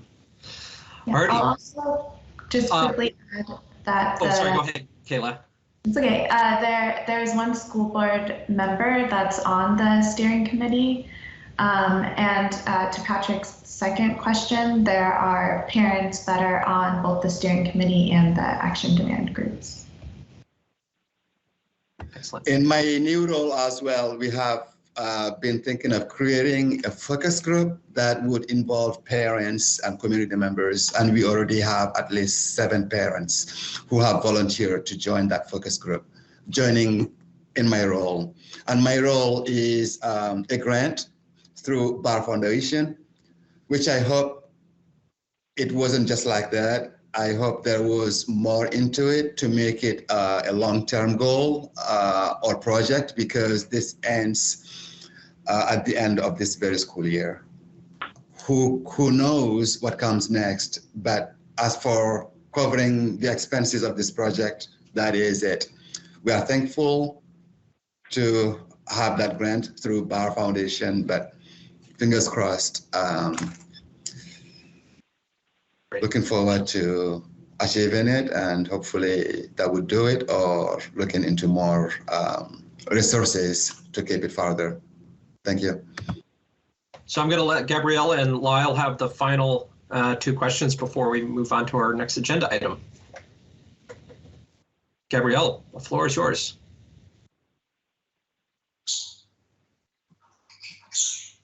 So this isn't really that much, it's not really a question, it's more of a comment. I really enjoyed your presentation, and it's clear how much passion and respect you have for issues involving racism and promoting anti-racism. And I just thought the whole thing was very interesting, and I would love for more schools to follow suit with that, because I know that I would love to get involved in clubs like anti-racism and, you know, having youth work with adults to help make this issue better.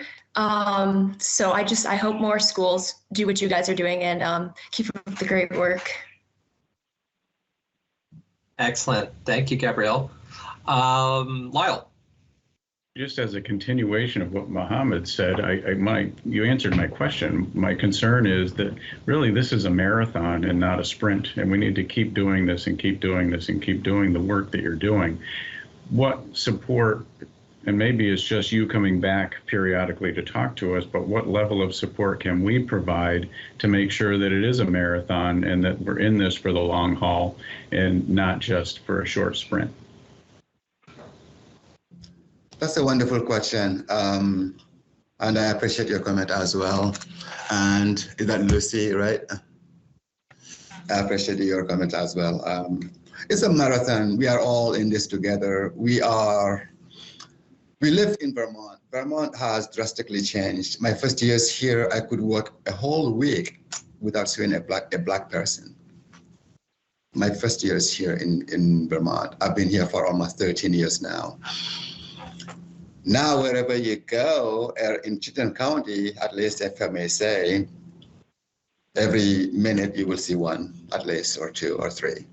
So it's changing constantly, and our world is changing, our nation is changing, and we need to be connected while we live together. How can we be saying we are all from Vermont and we don't understand each other? That's already a mistake. Here is a very simple example. Excuse me.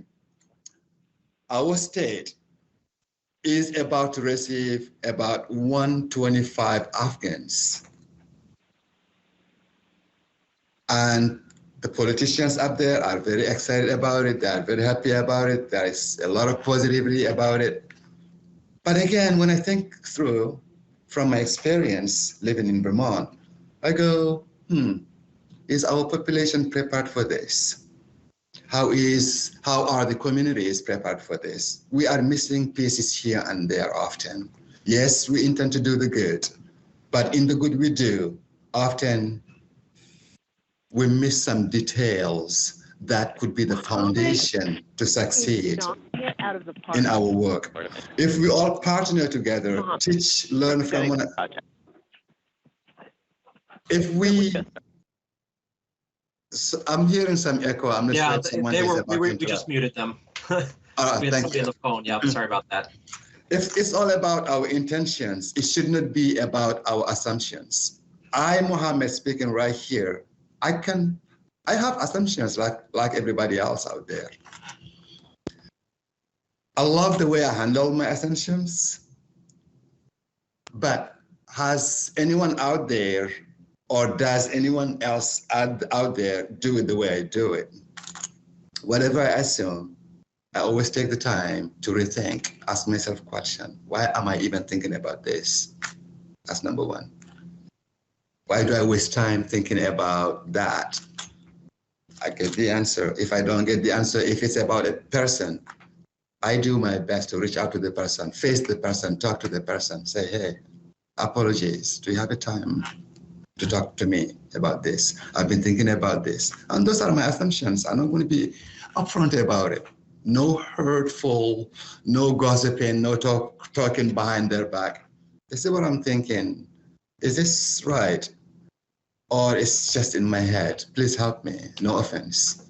We gotta be honest. We gotta be truthful to one another. Talk to one another. Respect one another's opinions. It's not about people. It's about opinions. Our colors, they are all beautiful. Whether you are white, mixed, black, we are all beautiful human beings. How we can better that is to clear our heads. Assumptions are the main barrier. One of the meetings I just had with a community member, a parent was crying. She listed this example. A guidance counselor told my daughter not to seek for this university or that university, assuming that family is poor, they can't afford it. I almost cried when she was saying it. And that girl is in Ohio, in a great university. They figured it out on their own, but it was tough to assume like that. It's not okay either. It's not. We gotta stop our assumptions by really clarifying them with the person or with the community. We gotta talk, be open. It's easy, simple to do as well. Just be respectful. We are all right here respectful to one another. That's how we should be. Smart questions, addressed very nicely. We gotta just move into action, make it work. Another point that came up is, why don't you hire teachers of color? If you look at all businesses around us, even businesses, even the retail departments, they are lacking employees because of the requirements. Some requirements just are nonsense if we review them honestly. Let's say you are hiring Mohammed to be a French teacher, for example. You ask Mohammed to have a Vermont license. Mohammed already has a license or a certificate from abroad. He comes here, he cannot be hired as a French teacher as long as he doesn't have a Vermont teaching license. And to ask Mohammed to get the Vermont teaching license, he has to go through this lengthy process and costly process. And while going through that, Mohammed is not able to work to get any income to support himself or his family. That is asking Mohammed, you start again, like some folks say, some immigrants say. They interpret USA as not United States of America. It has become you start again for immigrants. No matter how educated you are, no matter what diplomas you have, you come to us, whatsoever you have, we don't even bother to look into it. Or we just say, you came from somewhere, you gotta, no, it's not valuable. It's an insult. It's very insulting. It's very hurtful. I've been here for 13 years. I could teach English as a second language. That's an example. I'm talking about myself. I'm not asking you to make me teach. But if I'm giving myself as an example, I'm really pulling other examples or people who are in my situation or in my shoe. That's why I'm saying I. Good. Mohammed, could I Evelyn, offer some thoughts word. as well? Yeah, great. Please. Thank you. And I appreciate it, Mohammed. I wanted to add from a youth perspective, thinking about your role, and I might not know enough about what the State Board of Education, what your role is, but what comes to mind is really thinking about communication. I think there's a desire in each and every individual school district to be anti-racist and to be in learning and engaging in anti-oppressive practice, because we all want to support youth in their journey to becoming the adults that they want to be. And so finding ways to link this work from school district to school district or offer support feels really essential. I really love and would encourage the idea of us being present and presenting or offering thoughts for you all, or ways to engage, or ways to begin or continue, or tools for your anti-racist journey as folks in power in education. And then additionally, wanting to offer the idea of bringing young folks into the fold. They have so much to offer. They're in education, they're in school every day. So what does that look like for them? How can we, as folks who have power and influence, support them in this journey and support them in finding passion in supporting their peers and others in their community? And I think when we do that, as Mohammed has spoken to, more people of color will feel welcome and ready to be present and do the work in partnership. But we have to do the first steps to be able to be ready for them to be here and to be deeply engaged. And I really appreciate you all offering the time and the space for us to be here and speak. And I hope that we can find ways to be in communication further, because this is really incredible work. And you all are honoring the fact that we need to be diving in, and we all really appreciate that. So thank you so much. Excellent. Well, on behalf of the whole board, I want to thank you all for a wonderful, really engaging and an extremely thoughtful presentation. I think this has given us a lot to think about in a number of ways. And Mohammed, your sort of final points about, and I do hope you can be here if you can make it for our 10:45 discussion on workforce, because some of the points that you raised I'm somewhat familiar with, and they certainly resonate with me, particularly around sort of recognition of credentials from outside our jurisdiction. So with that, I'll do my best to come back. Just please let me in when I come back. Yes, we will. I will do my best. Thank you. Thank you.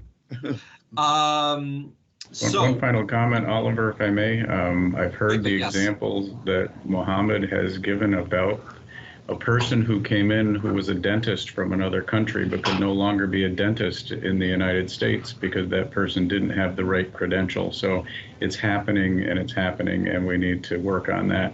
And I think the way to work on that for us is to have this be something that we put on our agenda. If it's not on our agenda, then we don't talk about it. What we're going to talk about, I don't know what, but I think it should be a regular item on our agenda. Yep. Wonderful. Thank you so much. Thank you. Absolutely. So with that, we're going to move on to item K, which is a discussion around behavior of extracurricular events. So the agenda item, it specifies student behavior, but I do want to have a broader discussion, because I think some of the behavior that we're seeing isn't necessarily result of students, but also spectators and other sort of non-participants in some of these events. So a little bit of background, we did have some discussion in our last meeting under the agenda setting section to bring this up. There's been a considerable amount of reporting around some really, frankly, some disturbing behavior at sporting events in particular. I imagine that there may be problems in other types of extracurricular events, so I wanted to look more broadly at those types of events.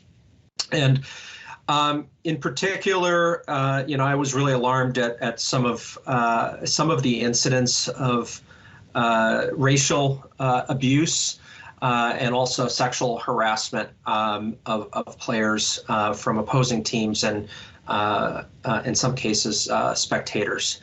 And it raises a question for us as a board. Is the state of Vermont doing enough to keep our students safe and to promote the kind of civil behavior that we expect of our young people and our adults, quite frankly? So I had asked first Emily Simmons to provide a little bit of a sort of legal context for the framework that we have in the state of Vermont. And then I've also asked representatives from the Principals Association, the Superintendents Association, the School Boards Association, and the Association of Independent Schools to offer their thoughts. I provided a few prompting questions to them, but I don't want to constrain their comments. And the general theme is would really love to hear from these organizations, their thoughts on these challenges, some of the underlying causes of the problems. But most importantly, what can we as the State Board of Education, is there anything that we should or could be doing that we're not doing? I think that's really important for us to understand as a board. And if there are things outside of our jurisdiction, if there are ideas to sort of improve this climate and our response and management of these issues as a state, are there other approaches that we should be looking at? So really want to just kind of convene this general conversation and put some focus on this really important issue. So with that, Emily, the floor is yours. Hello, Emily Simmons, Agency of Education. I put together a quick slide deck for you all that was in your materials. So I'm going to go through that, which is designed to outline the sources of the state's authority when it comes to student conduct at extracurricular events. So first of all, each Vermont school district and each approved independent school is required by 1161A to adopt a local school discipline policy that has many requirements under the statute. The relevant one here is that the policy must include a description of behavior on and off school grounds that constitute misconduct, specifically including harassment, bullying, and hazing behaviors. Again, in statute and the duties of the state board, which are section 164, one of the many duties of the state board is relevant here. It says that the state board has the duty to adopt rules governing the attendance, records of attendance of all students, and the deportment of students attending public schools. I believe flowing from that, the state board has a rule series 4000, which is titled Pupils. It contains many due process procedures that must be afforded to families and students when imposing discipline. And very importantly, it has the due process protections for children eligible for special education. This rule series doesn't include definitions of misconduct or really speak to the conduct of students. It's focused on the process that a school must use when imposing discipline. Then the other element of the state's authority around student behavior, very importantly, is the state policy on the prevention of harassment, hazing, and bullying. That's found in section 570. It first articulates the policy of the state that all Vermont educational institutions provide safe, orderly, civil, and positive learning environments, and that no Vermont student should feel threatened or be discriminated against while enrolled in a Vermont school. And then the real meat of that section requires every school board or independent school to adopt and enforce a policy for the prevention of these behaviors that is at least as stringent as the AOE model policy. I've linked the model policy and model procedures. It is it's a high bar for a district to adopt a more stringent policy and still be compliant with the elements of state and federal law. So in practical terms, every school district and independent school has adopted this particular model policy. And finally, details about that policy that are relevant to this discussion. It does define behaviors that can, by definition, take place outside of school hours. Bullying, harassment, hazing, by definition, are not limited to things that happen during the curricular day or on campus. And then I thought it was important to highlight 3 aspects. First, student reporting. Any student has the option that is encouraged with the word should report, but any school employee who witnesses or knows about hazing, harassment, and bullying is required with the word shall to take reasonable action to stop the conduct, prevent its reoccurrence, and immediately properly report the behavior under the policy. And then finally, just anticipating the conversation that might come, nothing in the policy and procedures prevents joint investigation, which might be necessary in this boarding context between 2 schools when there is a complaint. So I've stopped sharing. Those were my really quick foundational slides about what's in the law. Okay, wonderful. Thank you. So with that, Jay Nichols, are you with us? I am. Excellent. I'm going to turn the floor over to you, if you wouldn't mind. Okay. So I'm going to respond basically to your questions. Before I do that, I want to respond to 2 things that Emily said. One, HHB investigations at the local level are something that can be used when a school has information that one of their students has harassed another student or bullied another student. Secondly, the part on joint investigations, schools can do that. We encourage them to do that, but there's nothing that makes them do that, to my knowledge, by law. And Emily can correct me if I'm wrong. So you asked several questions. One of them was around standards and expectations of student, staff, parent, and fan behavior, and what can be done to improve that. I want to start by saying I think we have fairly consistent standards and expectations from a state perspective, but the application at the local level looks different in various settings. The VPA has put out a statement that is to be read before athletic contests, which can be accessed here. I say here, but I'm going to give you this document afterwards. I'll send it to Maureen. And there's a Google link where you can see the statement that's read before games. School officials, as stated in the statement, have a lot of courses of action available to them that they can use. These include, but are not limited to, removal of fans, postponing events, rescheduling the contest without spectators, and so forth. So school officials already have tools in their tool bag that they can use in these events. A key here is making sure that a report is made at the time. In several of the high-profile situations that we're talking about, nothing was ever reported to the officials or coaches or athletic directors during the contest.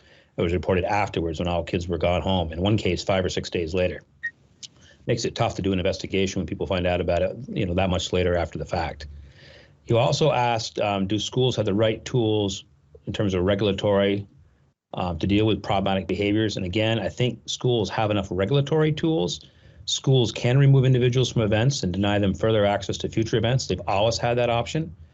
One area that's problematic for some schools is they may not have enough human personnel resources to adequately supervise events, especially if there's a big crowd there.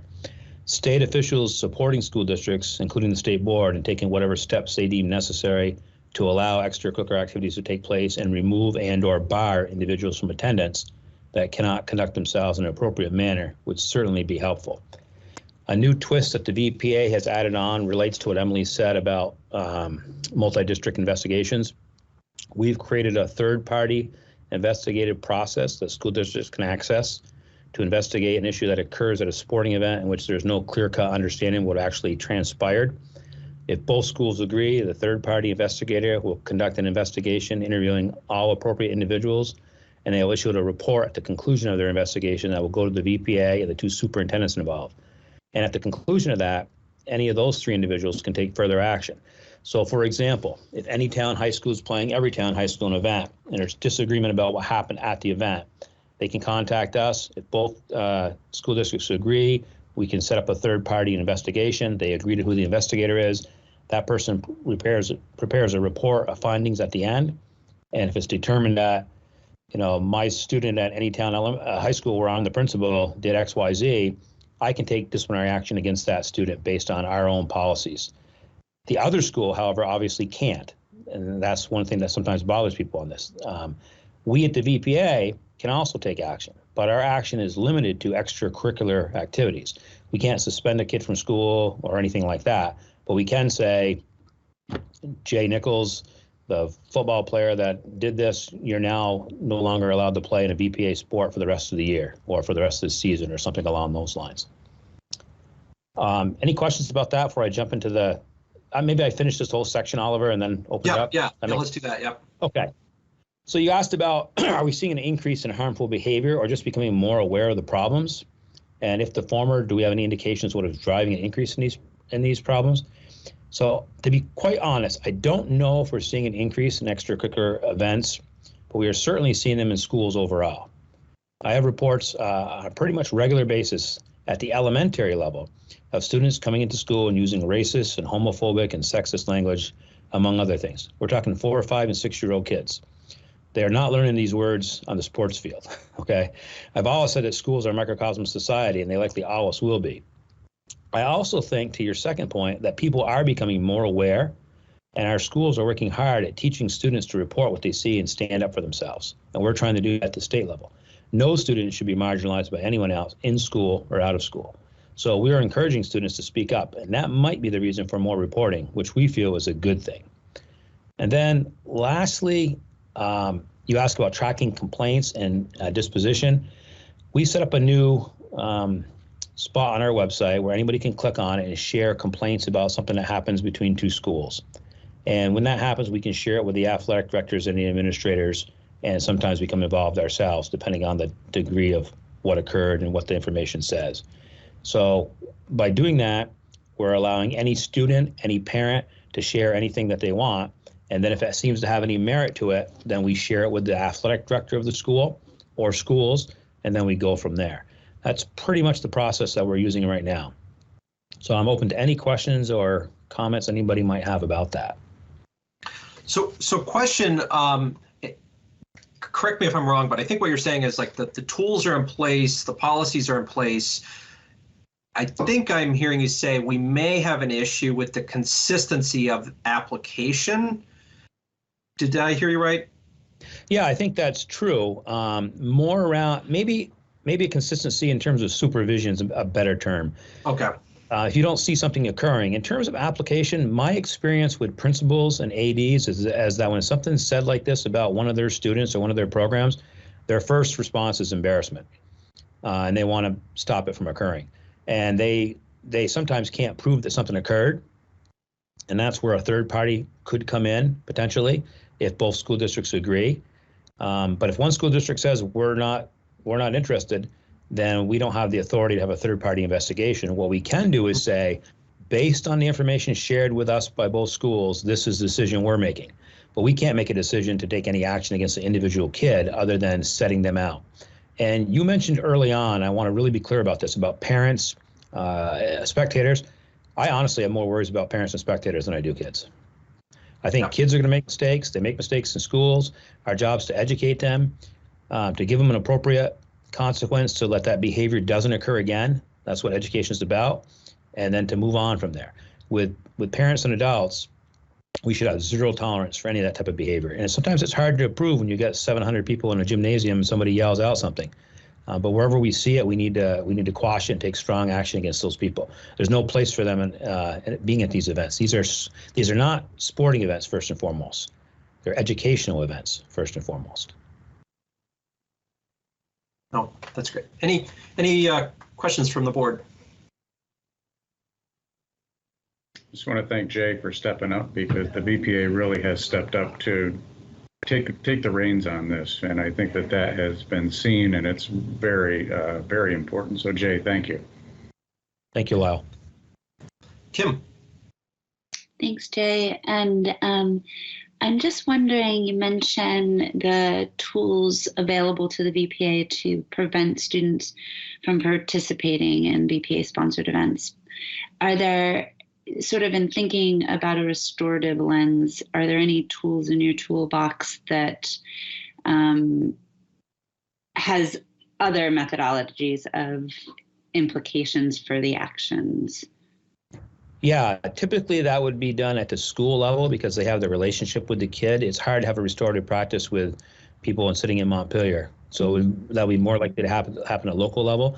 In one case, we've looked at bringing two teams together and having a restorative session that we would facilitate. We would pay for somebody to facilitate. But one of the schools has already said they're not interested in that. And both schools, as you know, with restorative practices, if both parties won't do it, then it's not going to be effective. So we definitely are open to anything like that, for sure. I think most schools are as well. Thanks. Tom. Yeah, I'd like to echo Lyle's comments, Jay. You guys have really stepped up.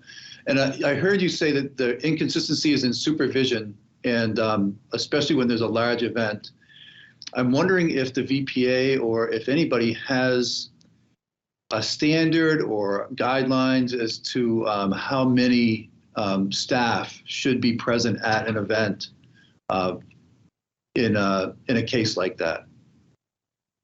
Yeah, and that's a great question, Tom, and I don't know the answer to that. To my knowledge, there isn't. When we do state championship events, we make sure that we have personnel there from the VPA, at least one VPA rep, usually 2 or 3, not necessarily VPA employees, because there's only 5 employees for the whole state of Vermont. But we, like an extra athletic director might come there to help out with awards and stuff. Or if it's soccer, it might be the president of the soccer association. So we try to have extra people there, and usually the administrators are there for those types of games. But in a regular season, sometimes it might just be the athletic director. There might not be any other person from the school. I mean, principals are working crazy hours, as you may remember.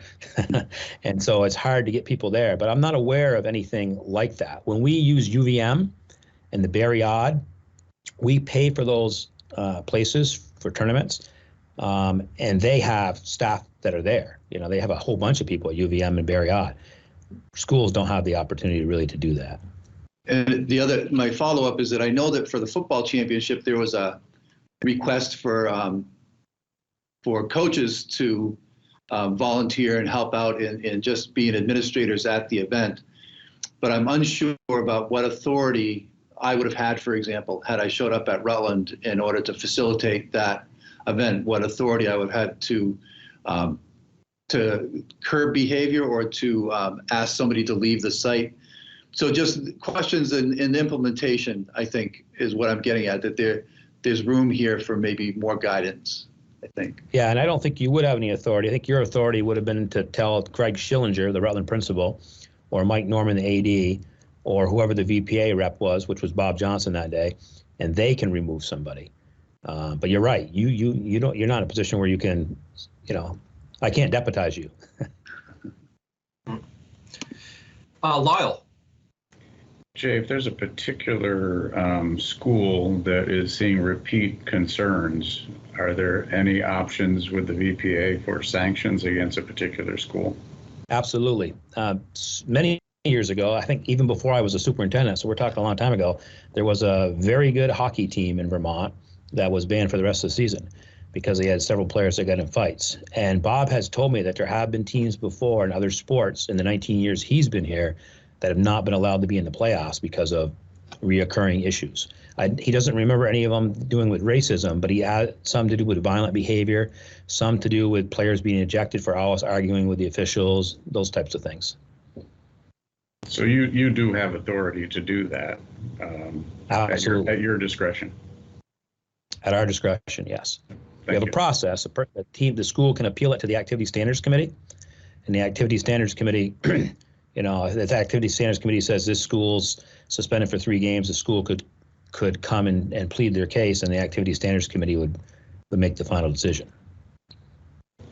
Thank you. Dan. Yeah, Jay, just on a question of authority, I mean, where does that authority come from? You know, what is the basis of VPA's authority? Is it doesn't, I don't believe it exists in statute or regulation. No, it's only, good question, Dan. Like every other state organization, it only relies on the fact that schools are members, and to play in the VPA tournaments, you have to be a member of the VPA. So therefore, we can deny you the ability to play in the tournament.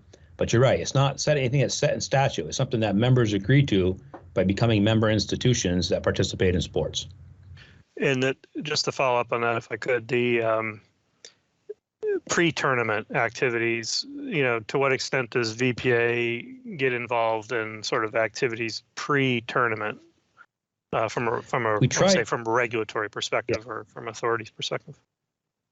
Right, we try not to, but there are times where the only real lens we have is to say to teams that such and such a team is not going to be able to play in the playoffs. And other schools, if they see that, sometimes will say, we're not playing that team anymore because they've engaged in a lot of violent behavior or whatever. But you're right. If XYZ school has 10 games scheduled, you know, we can't take them out of the regular season. We can just say you will not be participating in the state tournament.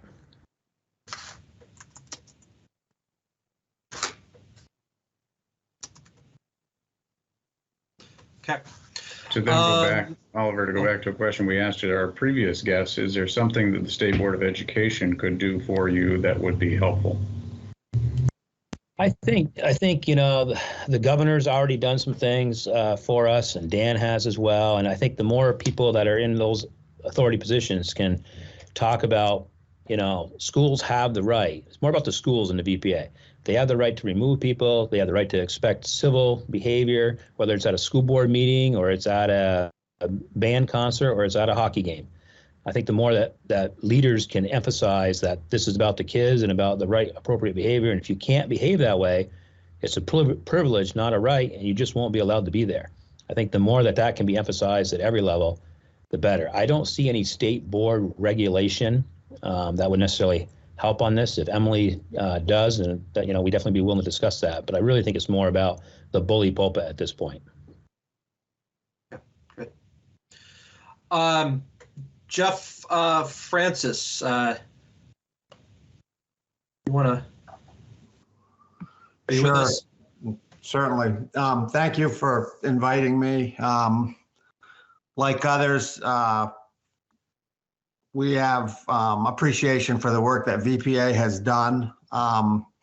As Jay's pointed out, the VPA has most of the responsibility in the moment for responding to incidents when they arise. That includes, of course, preparations that you've all discussed. What the Superintendent's Association has done with VPA is try to be great partners with regard to the navigation of the specific incidents and also the programmatic, I guess, response that has been fashioned after the high-profile incidents, Mr. Chair, that you referenced. So I'd say we've had a number of meetings, both formally and informally, with the VPA. We contributed to the drafting of the statement that's been now provided to every school in the state with a request that it get read at all activities that happen in a school-sanctioned mode outside the school day. We revisited with the VPA and with the involved superintendents 3 specific cases to talk about how the school systems themselves can work immediately when an incident like this arises, because so much of the dynamics involve a multitude of people. So our emphasis has been on making sure that the superintendent and the relevant staff in the school system are well equipped to respond in a manner that's got some uniformity and some guidance. For those of you familiar with the 3 higher profile incidents that occurred earlier, there was a lot of communications that came from a multitude of sources, which is both a manifestation of social media, but also people thinking that it might be appropriate for them as involved parties, I'm talking about employees of the school system, to comment in one way or another. So we don't have any intent in sort of curbing the understanding what transpires at these events, but we do think that the superintendent's got authority to make sure that that superintendent knows what's happened and is working with respective staff in terms of what the response will be. And the other thing that our association has done with VPA is just support their effort at third-party investigation, which is proven to be very useful because in these incidents that arise between two schools, there are two school communities that are engaged. And from the students to the staff to the fans to the administrators, they have an association or affiliation with the school community that's involved. That creates a dynamic. So the ability to get sort of an objective review of what transpired has been central to what VPA has always done. But in these recent high-profile events, it's become even more significant. So VPA, I'll just close my brief comments by saying, you know, I'm in touch with Jay practically every day. I know, particularly in the midst of the pandemic, how challenging it's been to deal in a highly responsible way with these incidents.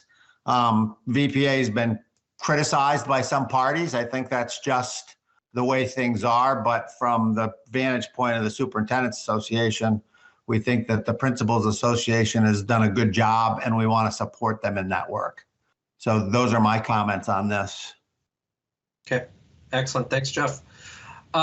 Sue from the School Boards Association, are you with us? Yes, I am. Thank you very much for inviting me. Excellent. The floor is yours. Thank you. I appreciated Emily Simmons providing you with the information about the prevention of hazing, harassment, and bullying policy, model policy, and the model procedures. Those are in the Vermont School Boards Association Model Policy Manual. And we also have another model policy that is being reviewed and possibly updated right now, having to do with student activities. And that one really hasn't been looked at in quite some time, and it's possible that there could be some updates to that model policy that would be helpful to schools. That one is not a required policy. The prevention of hazing, harassment, and bullying is one that's required of all schools in the state. So I wanted to just spend a couple of minutes, and I won't take very much time doing this, but I think it's really important to understand what's happening at school board meetings as well, because I think it is very closely related to what's happening at extracurricular activities. And what we're seeing at school board meetings is that many districts are navigating controversies around masking, critical race theory, and other types of issues that are dividing communities. And conflicts over mask mandates and other hot button issues are affecting school board meetings nationally and in Vermont.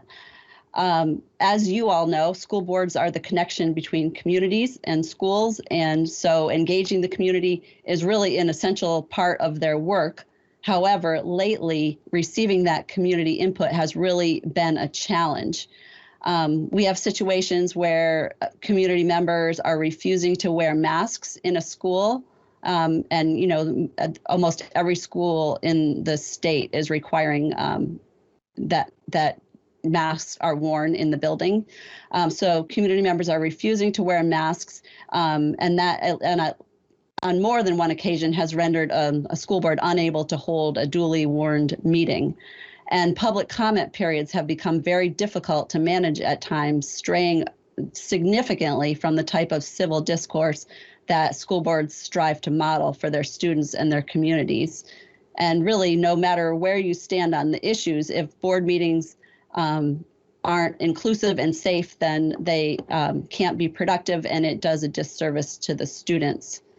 So I'm wrapping up here, but I just wanted to let you know about a webinar that we held last night for school board members to help them navigate some of these challenges that I just spoke of.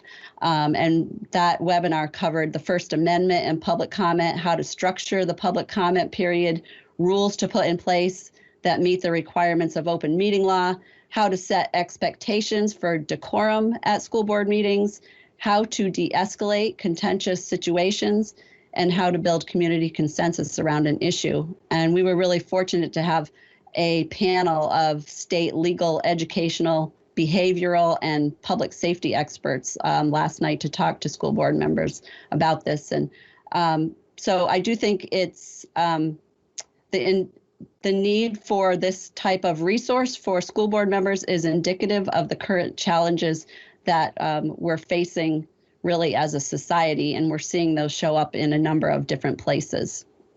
Thank you. Excellent. Thank you for sharing that.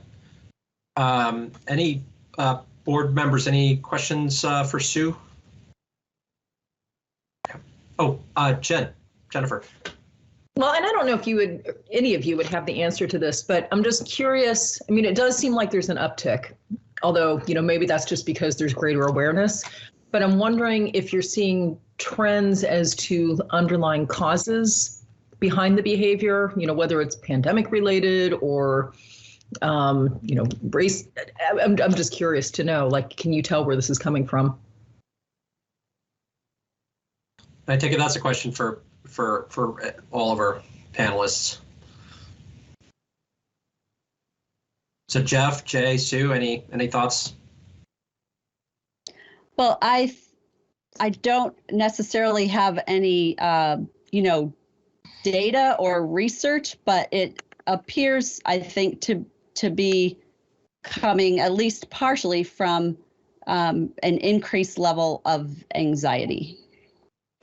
So I'm going to follow up. This is Patrick. The uptick is happening simultaneously with our society, our state, and our districts dealing with the pandemic. Is there any indication that the two are even remotely connected?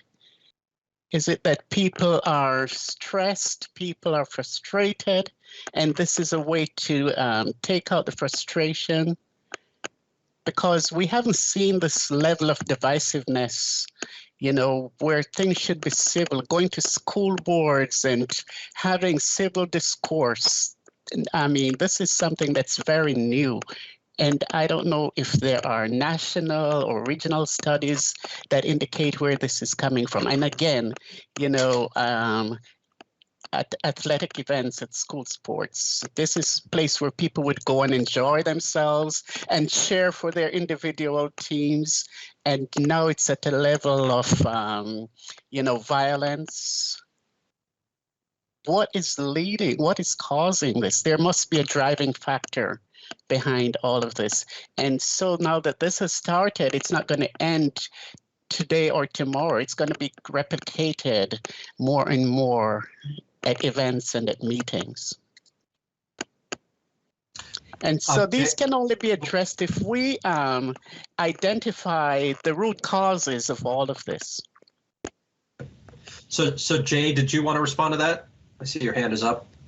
Yeah, actually, Secretary French's hand was up before mine. He might say the same thing I'm going to say more eloquently, so can he go first? Certainly. Well, I was with you up to the eloquent point, but thank you. No, I wasn't, I think we all have ideas about causes. I was just going to observe, I just came back from a national conference of my peers. It's the first time we got together since the pandemic started.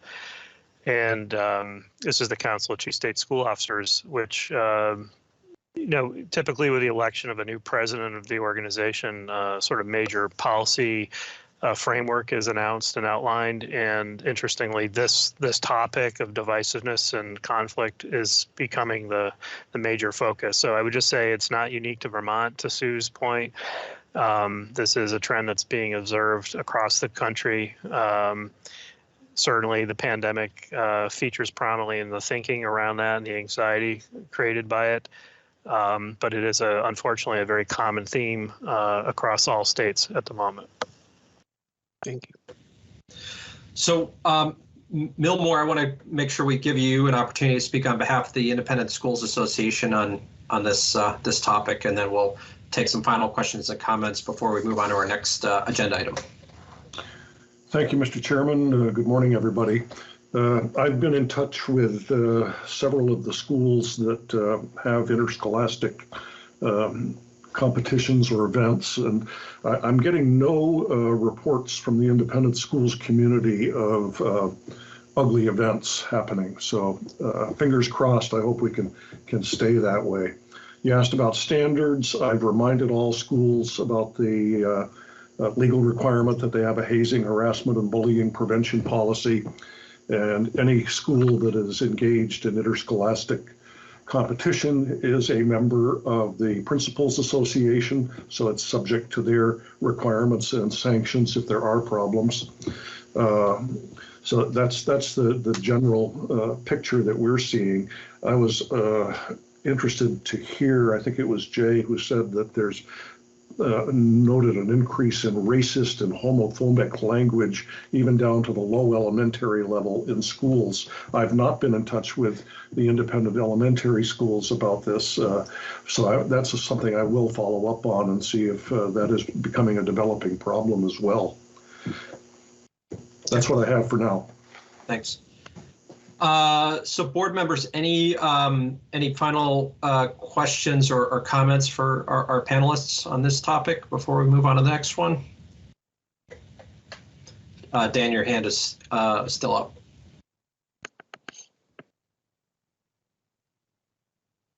Okay. Wonderful. So with that, thank you all for your contributions and your comments. So I think just to summarize, and I want to make sure I haven't missed anything. It sounds like there is some work to be done, but within the existing framework, and that you're not seeking any sort of change to the regulatory framework that the state board has any direct control over. And let me know if I have that wrong, or if you would state it differently. Cool. So again, I also want to echo everyone else's point about the Superintendents Association. Appreciate you stepping up and taking the lead on sort of managing these events in general, and also looking at strengthening some of the practices to kind of root out these types of behaviors in our school events. So with that, wanted to transition on to the next agenda item, which has to do with the workforce challenges that we're seeing in our education system. So as you'll recall, we had a member of the public address the board at our last meeting and sort of brought to the forefront the challenges we're seeing with staffing in our education system broadly, and as well as some of the day-to-day challenges with student behavior, et cetera, within the school. So in response to that, we decided we wanted to carve out some time to talk about these workforce challenges. And again, I've asked the same folks here on the call to share their perspectives. So probably a good place to start is Jeff, if you don't mind going first and sharing perspectives of your organization, and then perhaps then we'll go to Sue and then to Jay and Emil. Sure, I'm happy to start.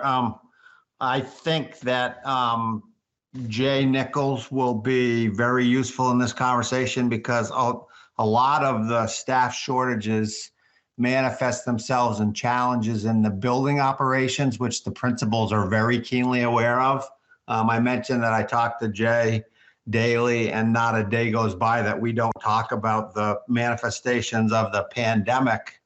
And I think it's fair to say it that way on what's happening with shortages in the workforce. I also can't speak for Dan, but one of the things you were interested in is, where are the more acute shortages by position right now?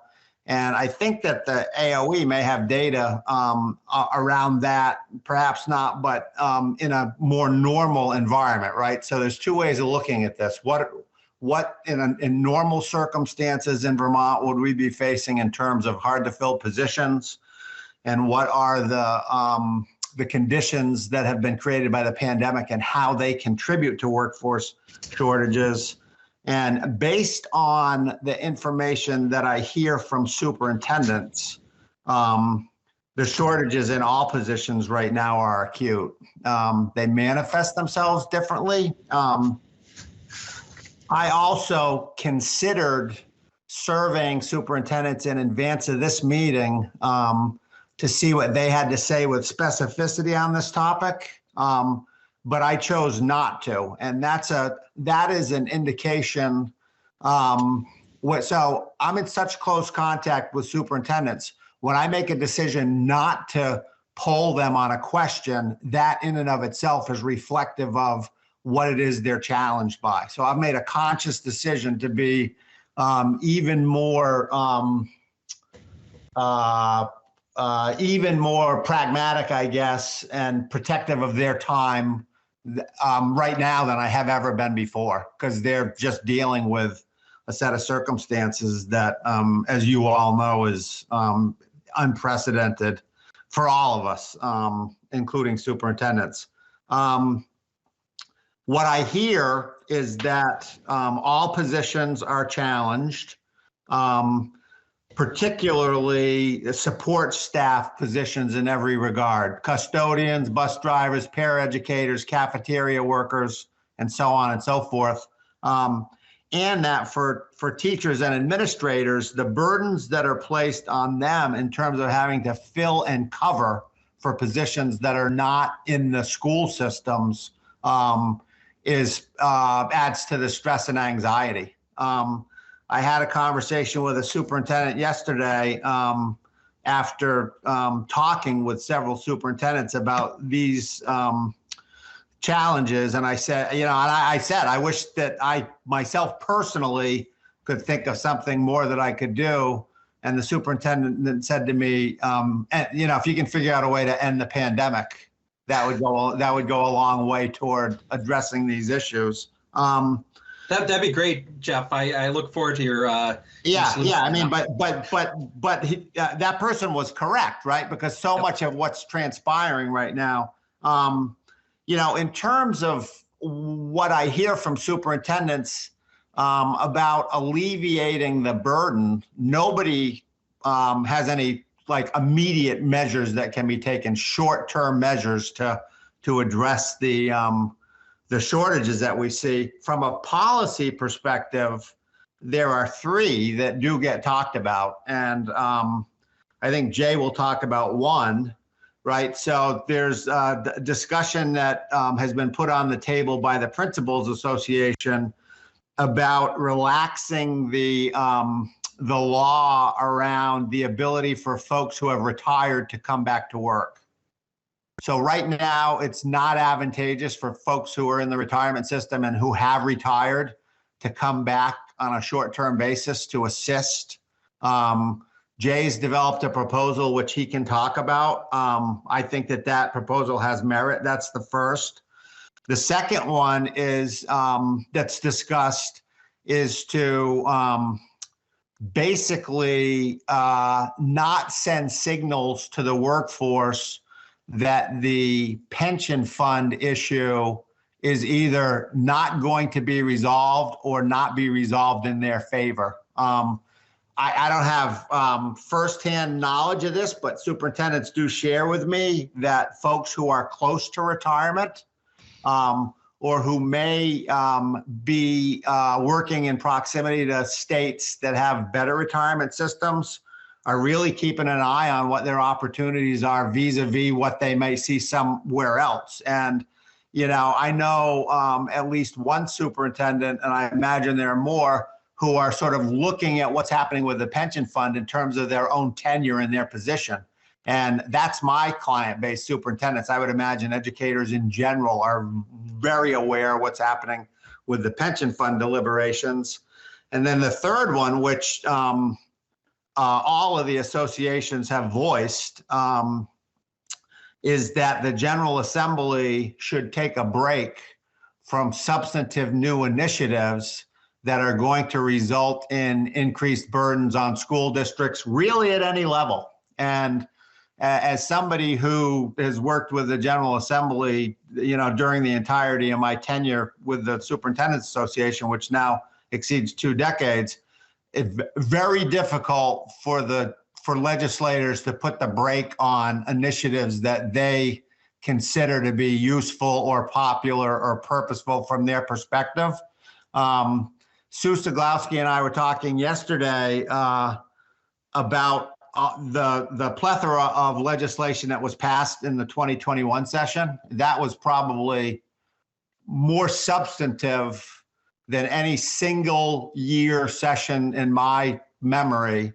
And a lot of the initiatives that came out of the 2021 session, we would have urged against if we knew that the pandemic was going to continue this long. So in summary, I think staffing shortages are playing out in very challenging ways in all districts, all positions. I think that when we get out of the pandemic, there can be sort of more thoughtful policy about how we replenish the workforce, including right-sizing districts, which I would say, from my vantage point, is still an important issue. And the third one is, in terms of retaining our workforce and keeping them motivated with high morale, we ought to be trying to augment the workforce with retirees that could be recruited back, resolve the pension fund without penalty to the educators who are the future beneficiaries, and ask the General Assembly to resist the urge to pass new big initiatives. Thanks, Jeff. I want to pick up on your comment around relaxing some of the restrictions around retirees, and shift back to a comment that our guest from Winooski, Mohammed, made, and the experience he shared of having a credential from outside of the country, say nothing of outside of Vermont, and the recognition of those credentials, and particularly as we look at sort of really in trying to encourage the migration of folks of color and new immigrants to the state. Is that something that you think that your organization could help advocate for, or what are your views on that? Yeah, so let me first say that there are people better on this call to comment on the system and process than I am, but I think, just as we are seeking to modernize the system in Vermont, and I would add the culture in Vermont, by becoming more diverse, more welcoming, more appreciative of credentials that might not be, Vermont-specific credentials. I think anything that we can do in that arena, we should. I mean, it's in a narrow construct, there's been discussions, in prior years about reciprocity with other states, for example.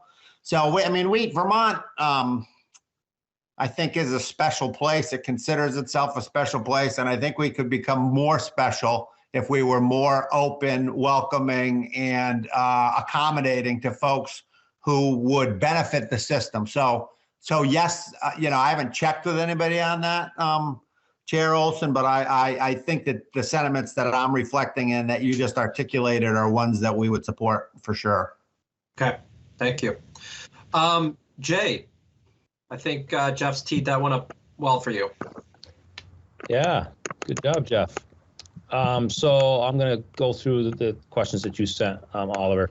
In terms of new approaches for recruitment and retention that show promise in terms of the workforce shortages, Mike McGrath, who is our Assistant Executive Director in charge of professional learning, and myself have been hosting meetings with several stakeholders, looking at this problem and trying to look at it through a short-term lens as well as a long-term lens. We've had Career Center directors, AOE personnel from the Educator Quality Division and Student Support Services Division, as well as educator prep leaders at the Vermont State Colleges and CCV to begin to address the problem. And this Friday, Secretary French is actually meeting with a number of us to talk about these issues and about the workforce shortage. Some of the ideas on the table from the work that we've done, looking at licensing requirements and reciprocity and rules for licensing.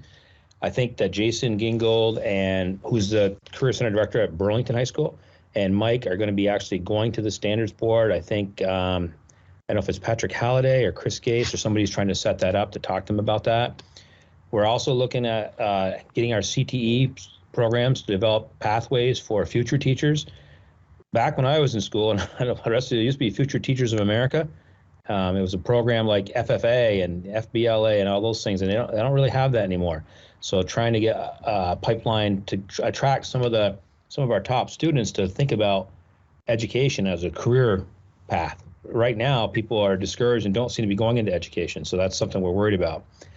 Also talking about developing pathways for future teachers through pipeline programs within your own school district, using CTE and or CCV to help people get credits while they're a para, or even the state colleges, and work towards that degree with help from your school if you're a para who we think could be a real good teacher.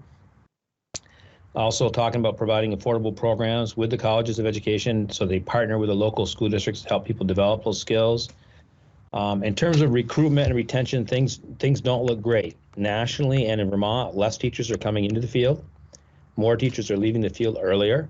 And in Vermont, we also have the disadvantage of having the weakest teacher pension and retirement program in the Northeast, and we pay less on average than the states around us, with the exception of Maine. And a Vermont teacher makes an average of $100 a year more than a Maine teacher does. And Maine has a lot of really rural areas that pay very poorly. Jeff mentioned the VPA retirement plan. That's another thing that we've put out there. We proposed it in 2019. Kate Webb, chair of Health Ed, says they're very interested in it now, and they've asked Legislative Council to take the work that I've done and look at that and try to write that into a proposal for a bill.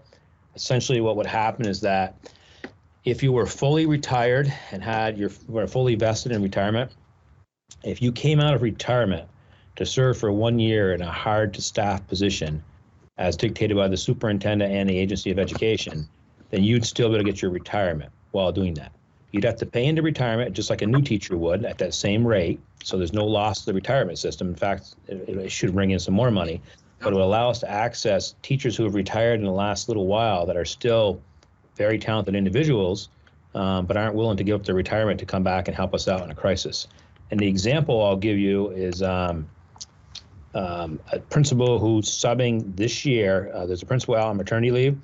We have a principal that retired last year. He was one of 3 principals that told me specifically he was retiring because of the pension fund, because he's been in education for 40 years. And he said, well, if they change it 4 or 5 years from now and I get caught in the middle of that, I'm gonna actually hurt myself because I won't have the escalator for inflation. And that was something I've been talking about at the time. So he retired. By today's November 17th. By the end of December, he's going to be out of the money that he can make for this year in education. Now, he can go work at McDonald's and make all he wants, but we won't be able to use this person who's a good principal, very well respected. We won't be able to use him because he'll have to go and it'll hurt his own retirement, so he's not going to do it.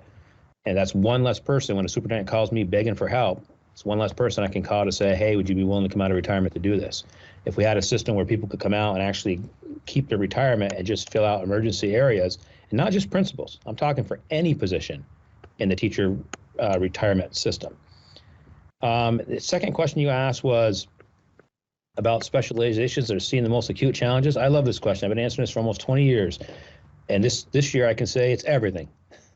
Middle school, appropriately having certified teachers, math and science teachers at the higher level, almost impossible to find in a lot of schools, special educators at every level, speech language pathologists, school nurses, guidance counselors, mental health supports, world language teachers, principals.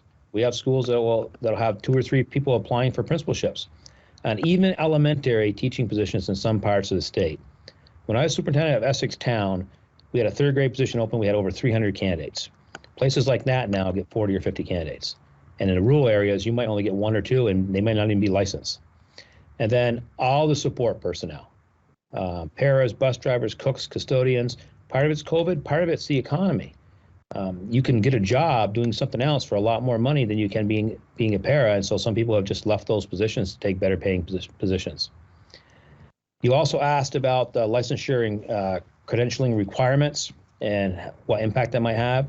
I'll just say they're not particularly helpful. I love listening to Mohammed speak. Want to hire him tomorrow to teach? I can find him a school tomorrow if he wants to leave Winooski to teach somewhere.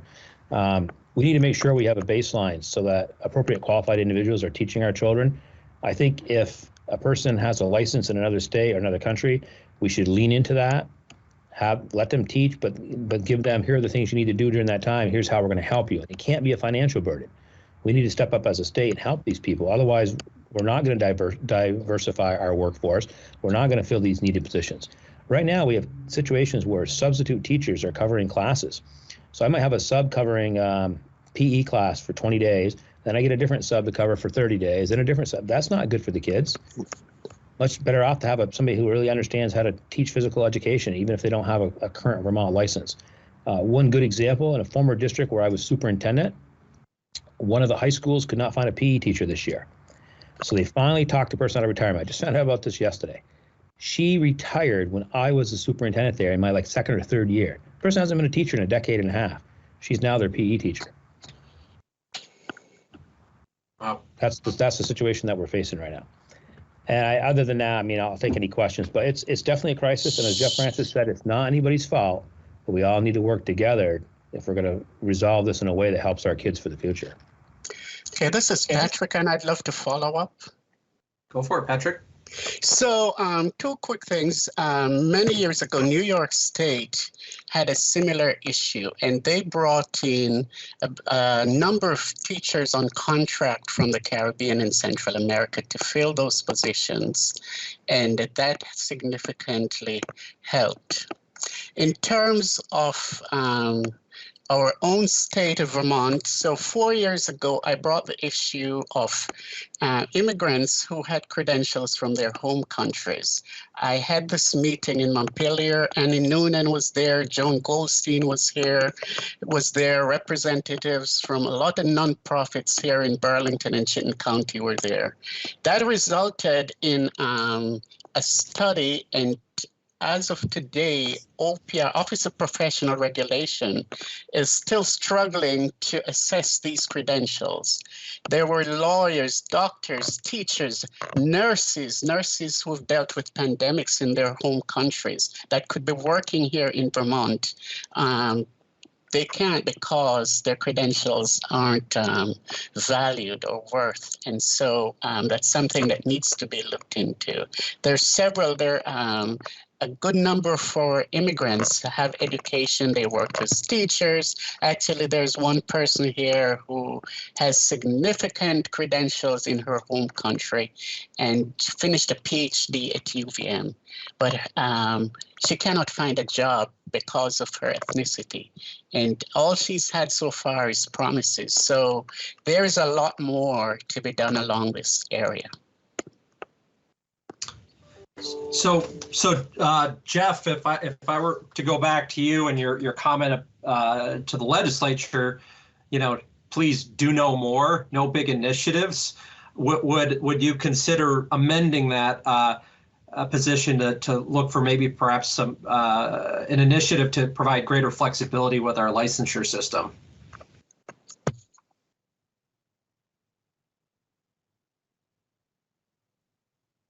And if you're speaking, Jeff, you're on mute. Or we may have lost Jeff. All righty. With that, Sue, the floor is yours.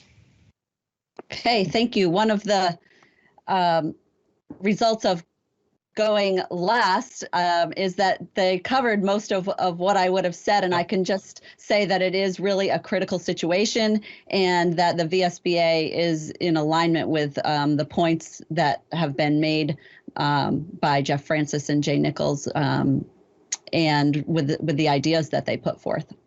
Okay, wonderful. Mill, I'd be curious if from an independent school perspective, if you're, I assume you're seeing many of the same challenges, but if there are any nuances to that, that would be interesting to hear. Yes, thank you again, Mr. Chair, for inviting me to participate in this discussion.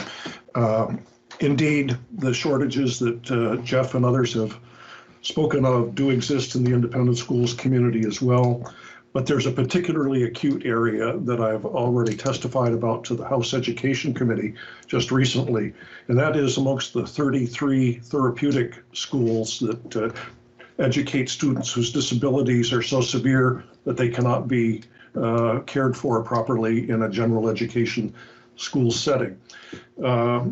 Some of those schools are offering bonuses of up to $5,000 to get somebody with a credential to work in their schools. In other words, they are desperate for credentialed employees because those schools cannot function without adequately credentialed people. They must have people with training in special ed, speech language pathology, et cetera, to assist these students who are most vulnerable. This is a huge problem.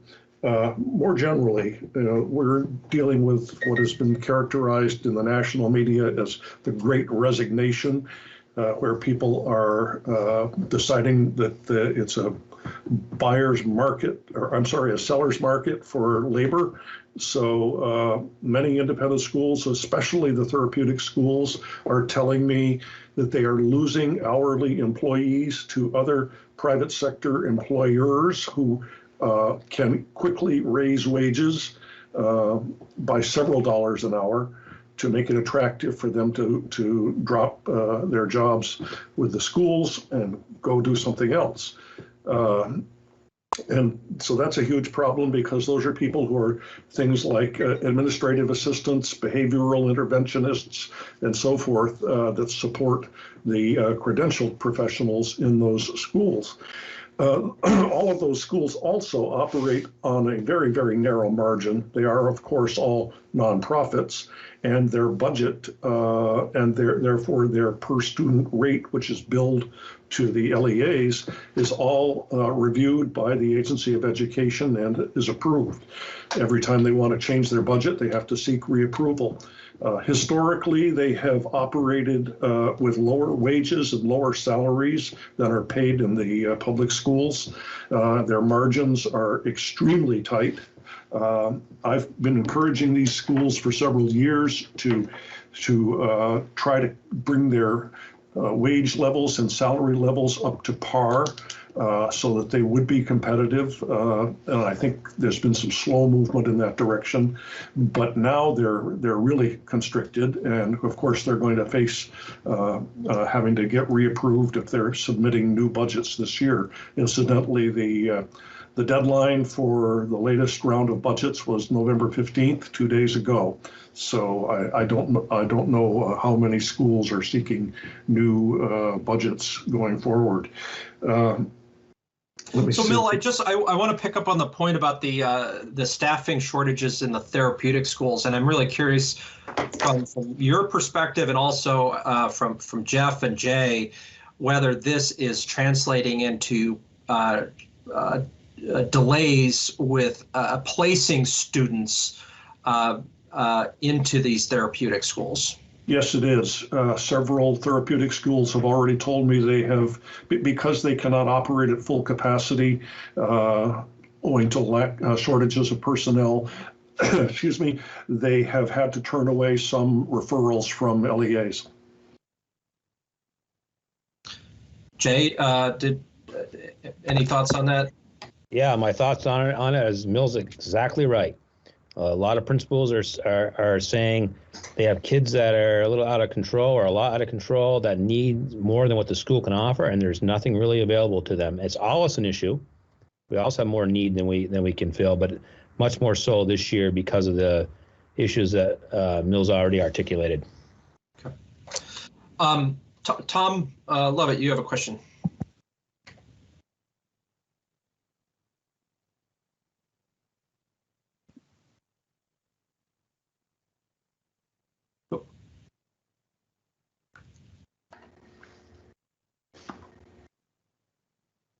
You're still muted, Tom. And Oh, there you go. am I good? Yes, you are. Okay. We can hear you. So I'm just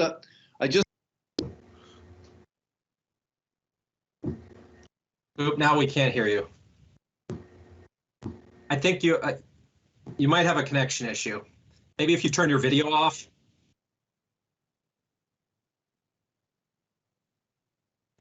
No. Okay. Tom, I don't know if you want to try again, but we couldn't hear you. Okay. Yeah, good. Yes, now we can hear you. Okay. So this is not unique to education. It's a multi-sector issue. I think that, and I moderated a panel of people from the Northeast Kingdom around exactly this workforce issue. I think the answer has to be cross-sectional, and that so lots of sectors are experiencing this support staff issue in transportation, for example. And also the licensure issue is not just an education issue, it's also in healthcare. And the tapping into non-traditional workforce resources like retirees or international is also something that can happen across sectors. So I think there might be an opportunity for either the state board, but certainly the state government to make some changes in those areas, and it would help all sectors of the economy in this environment. Okay, wonderful, thank you. So Mohammed, during your earlier presentation, I had invited you, if you had a few minutes, to come back and share your perspective on some of these workforce challenges. And I think I view this as more as an opportunity, and you had some interesting perspective. And then I see Mr. Tinney as well. I want to provide you an opportunity because I had invited you as well to speak. Thank you, Oliver, for having me back, and thank you all for being here as well. I see us as a team. I really am enjoying this discussion, some great insight. An example about the task force job loss. I hear and overhear many things blamed or based on the pandemic. I respect that. I agree. The pandemic has played a huge role in so many lives and style and accommodating stuff. It's becoming hard, yes. But like Jay said, and some other folks I heard earlier, it's really about us looking into how can we be more flexible around the requirements that are put there to hire somebody for certain positions, whether they are a principal or a custodian. We just really need to dig in, again, review, how do we even advertise a position to attract employees, to attract somebody. Oftentimes, people don't even apply for a job for the requirements they see on the advertisement of a job posted out there. Some of them, honestly speaking, no offense to anyone out there, it's just nonsense. If you ask a custodian to have a bachelor's degree to be a custodian, it's just nonsense. It doesn't make sense. If I had a bachelor's degree, I would look into more stuff, let's be honest. Me, Mohammed, doing what I'm doing right now, I have never applied for a job that I don't like, because I always believe it's not about money that makes me happy. I have to do the job I like, I enjoy doing, that I know I can do to keep myself happy. Money, even Jeff Bezos is still working. Nobody gets what they want in terms of money. That's impossible. If it was enough for Jeff Bezos, who left Amazon to start a new business, no, it's not about money then. That being said, people go to jobs or work, some, of course, it's just about the money. But there are people out there who go because they're ambitious about what they're doing. It makes them happy already. And they have the expertise to provide the work. All the employers need to do in that aspect is just really weigh and make sense. This guy, I see him do this, I see him do that. How can I support him here? How can I support him or them to do even more for us? We need to look into that, those little details. For example, right now, I'm a behavior interventionist. I'm considered a support staff. I have been covering classes almost every day, especially this year, and even previously, even before the pandemic. And like I said previously, my teaching certificate is from abroad. I did apply for positions to teach French or English in different schools, even in this very school right here where I work now. But I wasn't hired due to licensing issues. Credential, who makes the credential? What is based on the credentials?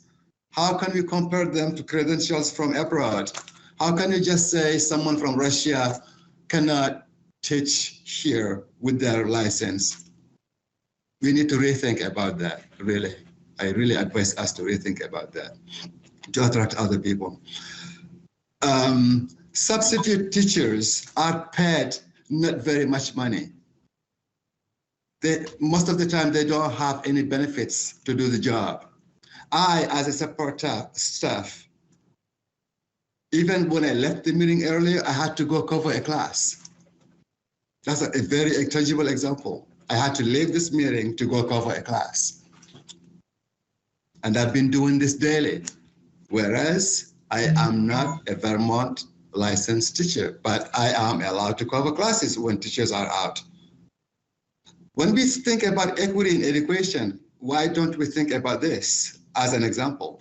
Mohammed, for example, is not a Vermont licensed teacher, but he is allowed to cover classes every day. And him covering classes every day doesn't get him paid as a teacher while doing so either. Someone who was at Mohammed's position could say, no, I'm not doing this, if they're not ambitious about what they're doing, if they don't trust they can do what they do, if they only think about the money part, they could just say, no, I'm not doing this. And they can be right about it. So we need to think about it, please. And if I am to cover a teacher, some of my responsibilities get delayed. And I'm still not paid enough to cover a teacher or do my job. But my ambition is there, my heart is there, my love of what I do is there. But the rest is really lacking. Hence, people are not coming to do these jobs. Some people quit at some time, a certain period of time. They are feeling used by the system, by their employers. That's my honesty. I'm not criticizing to blame or to point fingers. I'm saying these facts really to open our eyes. That's what we need to look into, honestly speaking. Excellent. Thank you so much for that. And Tammy, I know you have a question probably for Mohammed, but I do want to make sure that Don Tenney has some time to address us. So Don, I'm going to hand the floor over to you, and then I'll come back to your question, Tammy. Yeah, thank you for inviting me. I will go in order of your questions as Jay did. Anecdotally from other states in terms of promise for the shortages, some districts across the country have been offering sizable retention bonuses, which has worked. Again, that's an immediate solution in the short term, but the financial piece does matter. In response to Mohammed's point about substitutes, there's a school district in Pennsylvania who's now paying substitutes $200 per day. And in their area, they're the only school district that has substitutes because, it makes it a person's worth their time doing that. More significantly, I think that there's some really interesting research out of Rutgers University and Cornell that shows that effective labor management collaboration increases educator retention. This is particularly true in school districts that are in impoverished areas.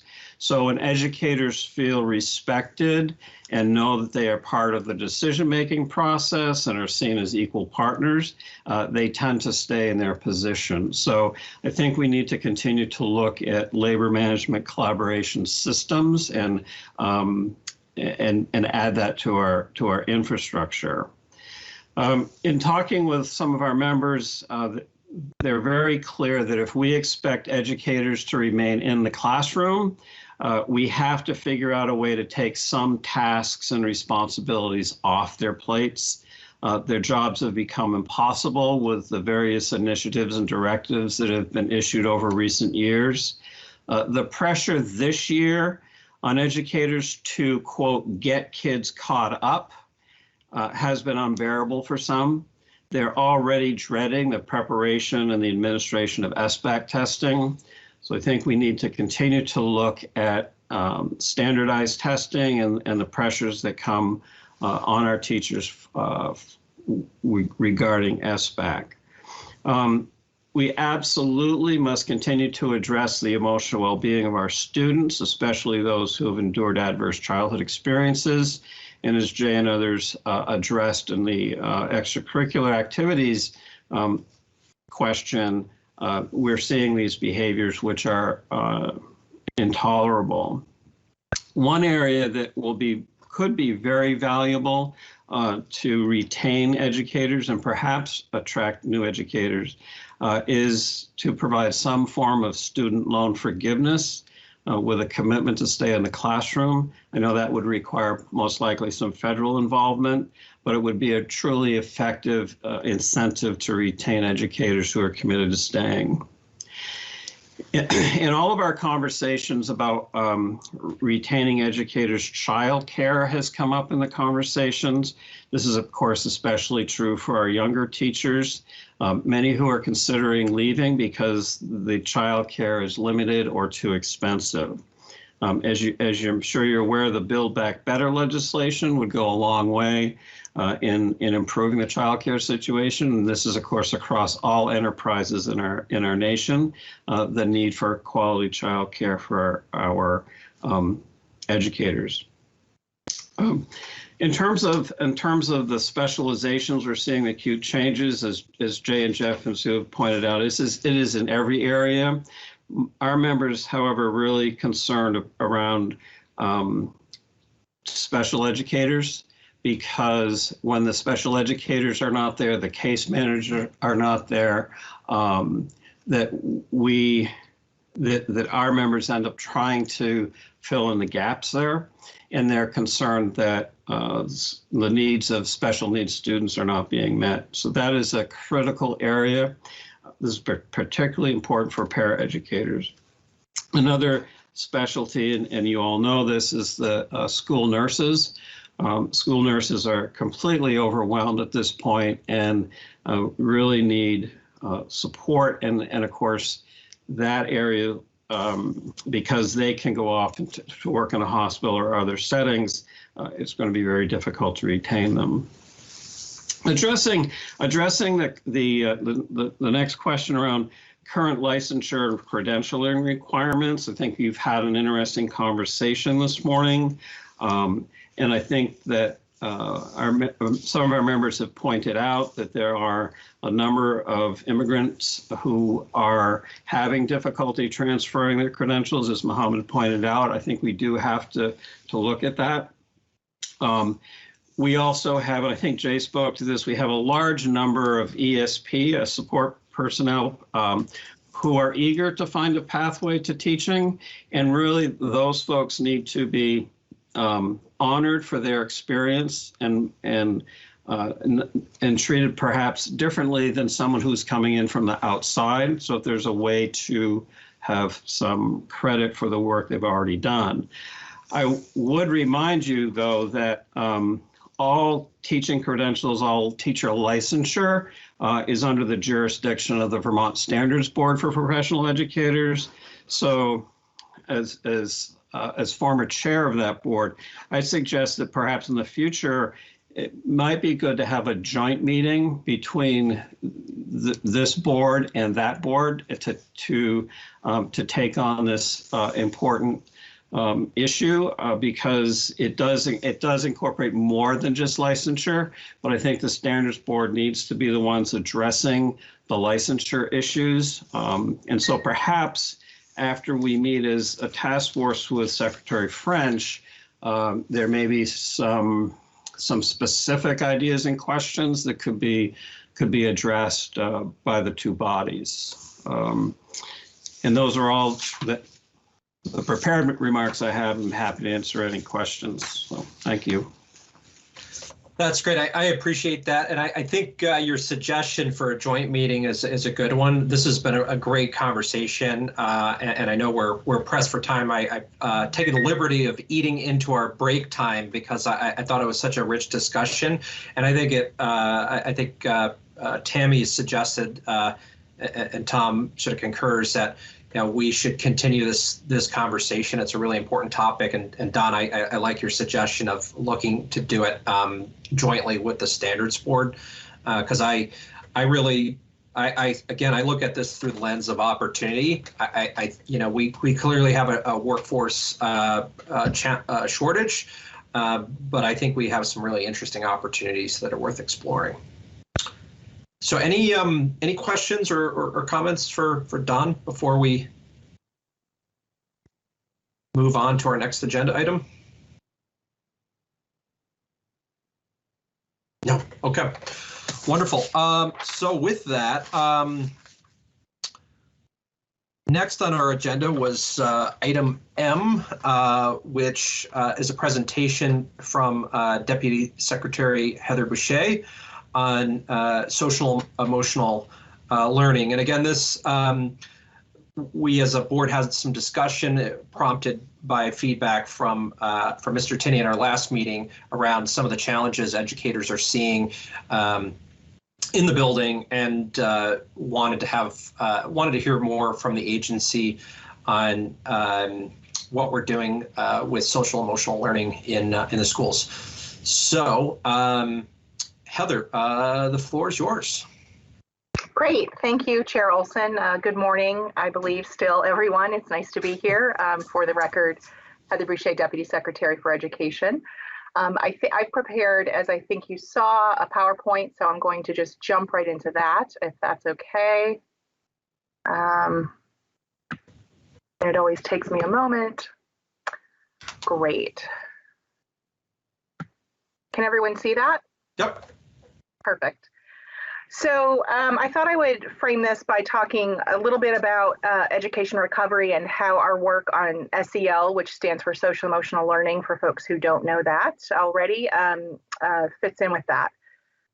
So just as a real brief review, so when we talk about education recovery in the context of the pandemic, we're of course talking about mitigating its impact.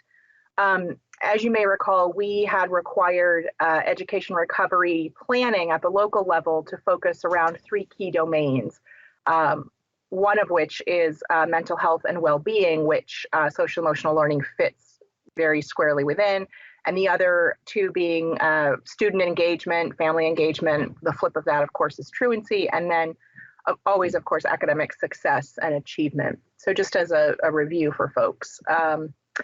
In terms of what our recovery planning process has looked like to date, it's really been focusing on initially assessing the need at the local level. So each district was required to do a needs assessment across those 3 buckets that I just spoke about, and then develop an initial plan accordingly and turn that in for loose approval, but certainly for review by the agency last spring. And each district now has its own coordinator to help them actually implement their recovery planning. We had been very hopeful that we would get into recovery in a much more robust way by now, but of course we're still, as we all know, dealing with the Delta variant and its impact. So we're not quite able to focus at the district level as much as we'd probably like in terms of recovery, but we'll definitely get there. We had hoped that each of these, that the plans that districts returned in or turned into us at the AOE would focus on core elements of the education quality standards as they currently exist through the responsibilities of the State Board of Education. So looking at the coordinated curriculum that's supposed to be in place as a result of EQS, using local comprehensive assessment system that's supposed to be in place, focusing on needs-based professional development for educators in the context of what's needed from their needs assessment, and then also focusing on making sure education support teams are robust and ideally moving towards a district level focus. I've already mentioned, and apologies, I had planned to do questions at the end. Chair Olson, I can't see everyone, so I'm happy to take questions as we go. I'll just leave that to you to kind of mediate that. I'm blasting through some of this review, I know. Yeah, let's take questions at the end, and I think that'll be best. Perfect. So as I said, a written plan was required of each LEA. They've all been assigned a team of agency professionals with a coordinator from the AOE, but we've also been in close assistance both at the state and local level with teams from mental health and the Division of Children and Families. And we have been working on an ongoing provision of suggested best practices, support, technical assistance, which is what I'm going to talk primarily about today within the context of social emotional learning. One of the ways we do this, and I just attended this for the first time this morning, is through a weekly coffee and conversation hour. So there I actually talked with folks that they sign on for this hour Wednesday morning each week, and it was a very robust question and answer session. I talked with them about exactly what I'm going to talk with you about in just a sec. And it was great to not only connect with folks directly in the field, but also hear, what their concerns are. They're definitely robustly engaged in this weekly hour, and it was something that we decided was a good idea. Our team under Patrick Halliday, who many of you know, the Division Director for Education Quality, and Josh Soulier decided kind of almost like an afterthought, oh, let's do this. And it's turned out to be a really wonderful and awesome way to actually keep connected with the field and to answer all kinds of questions on ESSER dollars, on practices, on what is exactly happening out in the field, and what we can do to assist. So I want to actually make sure that I note that. We did a quick scan to look at some patterns from the needs assessments that came in at the district level across each of those three buckets that I talked with you about that are a core aspect of our recovery plan. And in the context of social emotional learning, mental health, and well-being, there were some pretty salient patterns that arose. So this is certainly not a perfect way to capture the data because the LEAs actually were charged with using data to actually back up their claims and what they were going to actually implement, but the data wasn't always consistent across each LEA. They were using primarily what they had in terms of their local comprehensive assessment systems, partly in terms of performance academically because they didn't have current state achievement tests because they weren't implemented, as you probably already know. So close to half of districts reported an increase in referrals for mental health, counseling, family supports, and student supports across the board. 47% also reported an increase in student anxiety, stress, internalizing symptoms. And this one is really super important because we at the Agency of Ed have been doing a lot of collaborative work with the Department of Mental Health even before the pandemic. And we've been looking a lot at the Success Beyond 6 program and how to actually improve both funding streams and then also the models that are actually occurring to support students in terms of mental health and psychosocial adjustment. It's quite variable, first of all, across different designated agencies that provide mental health services, and it's also variable across districts and schools, and sometimes even across schools in the same district. So one of the reasons that I'm bringing this up is that a lot of the supports that as a state we've invested in before COVID have really been, if you think about PBIS, positive behavioral intervention strategies, if you think about behavioral interventionists through Success Beyond 6, they've really been focused on what we would call externalizing behaviors. So making sure that students who are acting out are actually able to engage and continue their learning. And what is concerning for me and for many of us is a lot of what we've seen has been an increase in internalizing symptoms. So a lot of anxiety, depression, stress, and we need to be sure that we're actually addressing those kinds of symptoms in the classroom and in schools as well, because they're often hidden and you wouldn't see them, but they're just as deleterious, if not more so, for students and their success. Interestingly, in terms of behavioral referrals, that's typically what we would, see in terms of challenging behaviors in the classroom and in school. There was kind of a mixed bag back in the spring. So that's one thing I meant to actually point out. This is from spring 2021. We haven't had a chance to recollect these data in any way since then. And we're actually actively talking about what our next step is in terms of those plans actually in the agency. But in terms of behavioral referrals, not quite a third actually reported that there was a decrease in behavioral referrals through their EST teams and through referrals that would happen through school counselors and those kinds of processes, whereas 15% reported an increase in behavioral referrals. And those that actually reported a decrease thought that it was because of the much more controlled and rigorous environment that the COVID pandemic required. Remember when we actually went back to school the first time. So when we went back to school after the closure. And so it's interesting to think about that now that we have all, of course, which is most important, all students are back at school now. But there was an interesting sort of juxtaposition there, and we're still trying to figure that out. Again, these are somewhat dated. We need to have another look at these kinds of patterns again, because now it's almost winter 2022. But I'm showing you these because they really, I think, underlie why it was important for us as a state to invest in the CEL-VT platform. I hope that folks on the board know what social emotional learning is.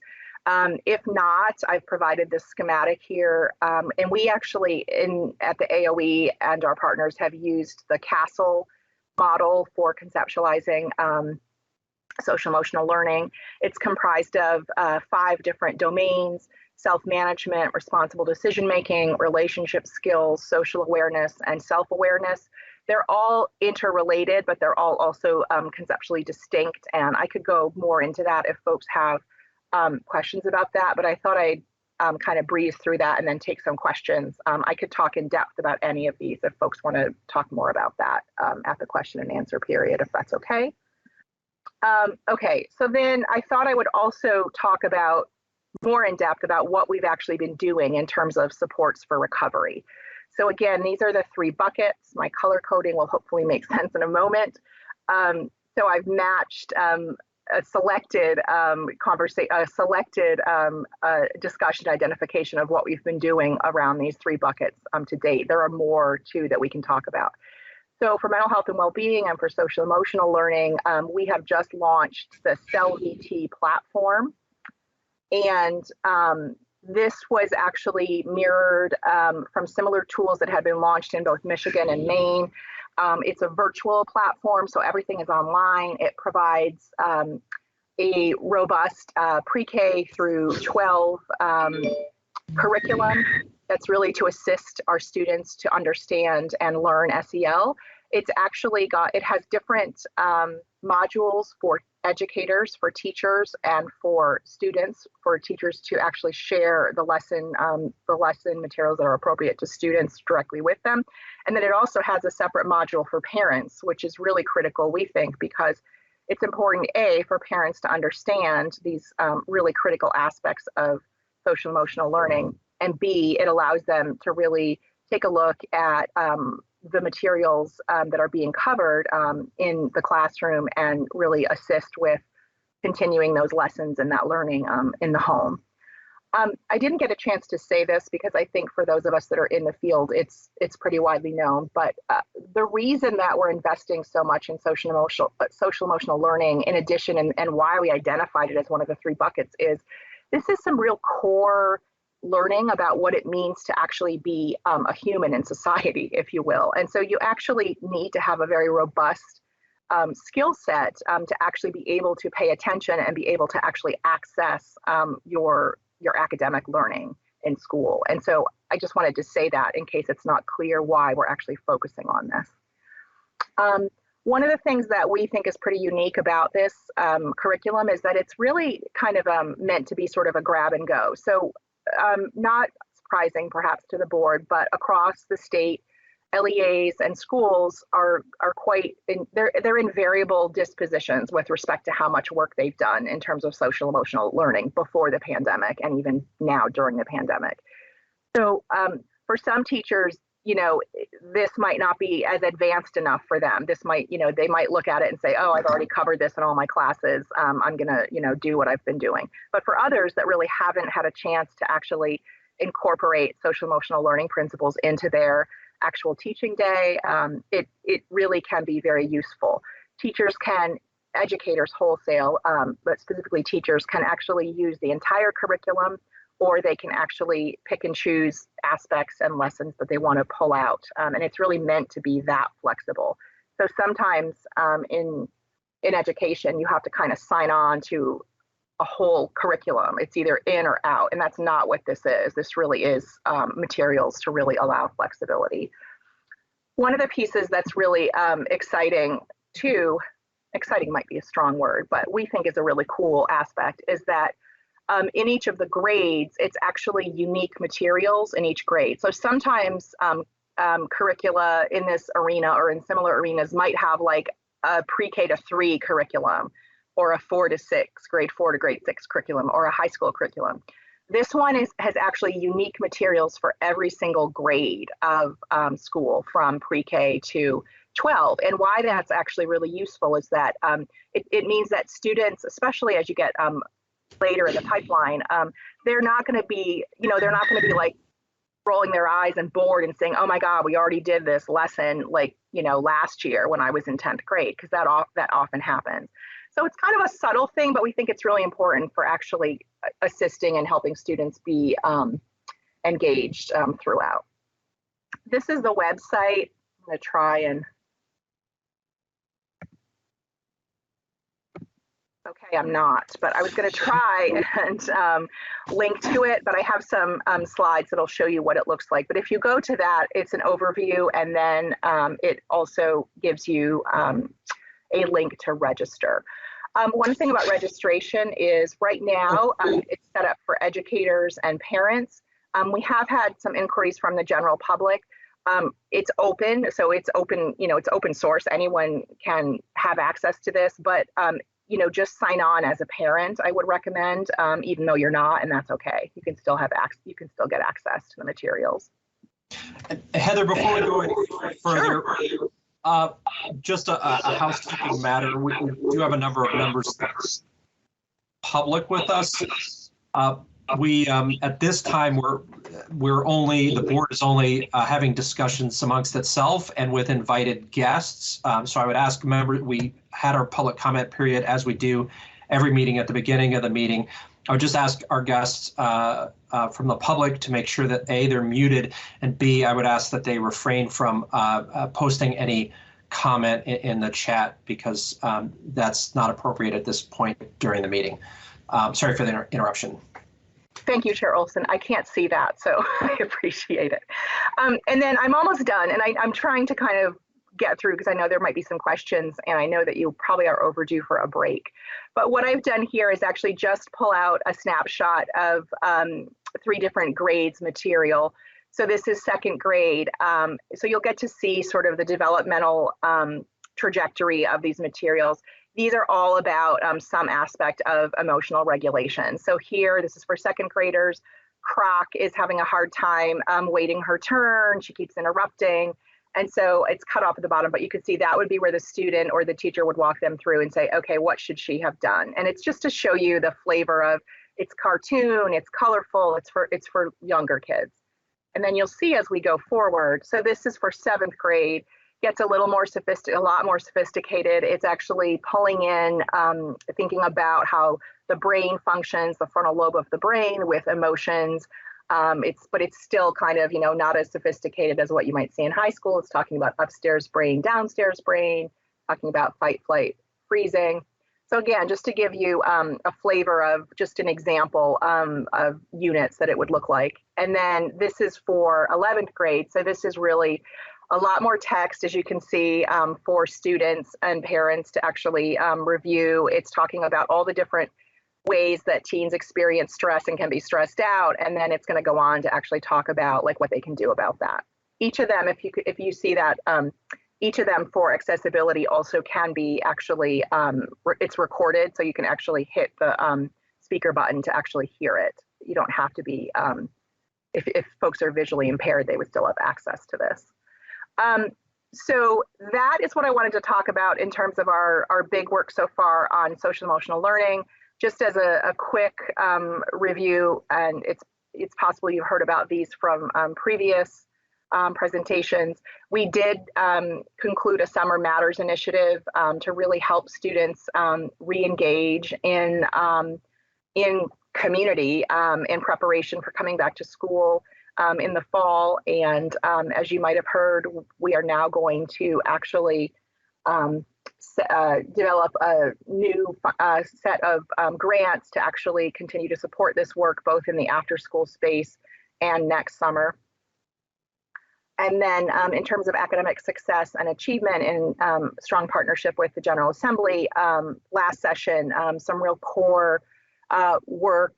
Each of these, by the way, is using our state set-aside dollars under ESSER and ARPA ESSER funds. So some core literacy professional development, and then launch some community schools grants.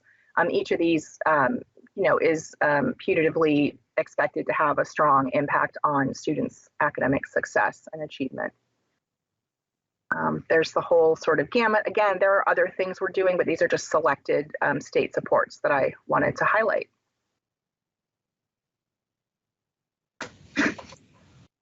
Excellent, thank you. Jen, it looks like your hand is up. It is. Thanks, Heather. I was wondering if the agency has given some thought around. Heather, would you mind muting while Janice, I think that's where the feedback comes from. There we go. Thanks. Some thought around skill set instruction for teachers who I think when you think about recovery for students, it's recovery for teachers, and having teachers execute kind of a program. I mean, I don't even think this is a program if you're thinking about like picking pieces out of it. I mean, we need regulated, emotionally available adults, right? Like who can access their own executive functioning and understand their own triggers to be able to teach this in a classroom. So I'm just wondering if there's any thought around how to support teachers in teaching something that maybe they're not comfortable teaching or have the skills themselves to do in the classroom.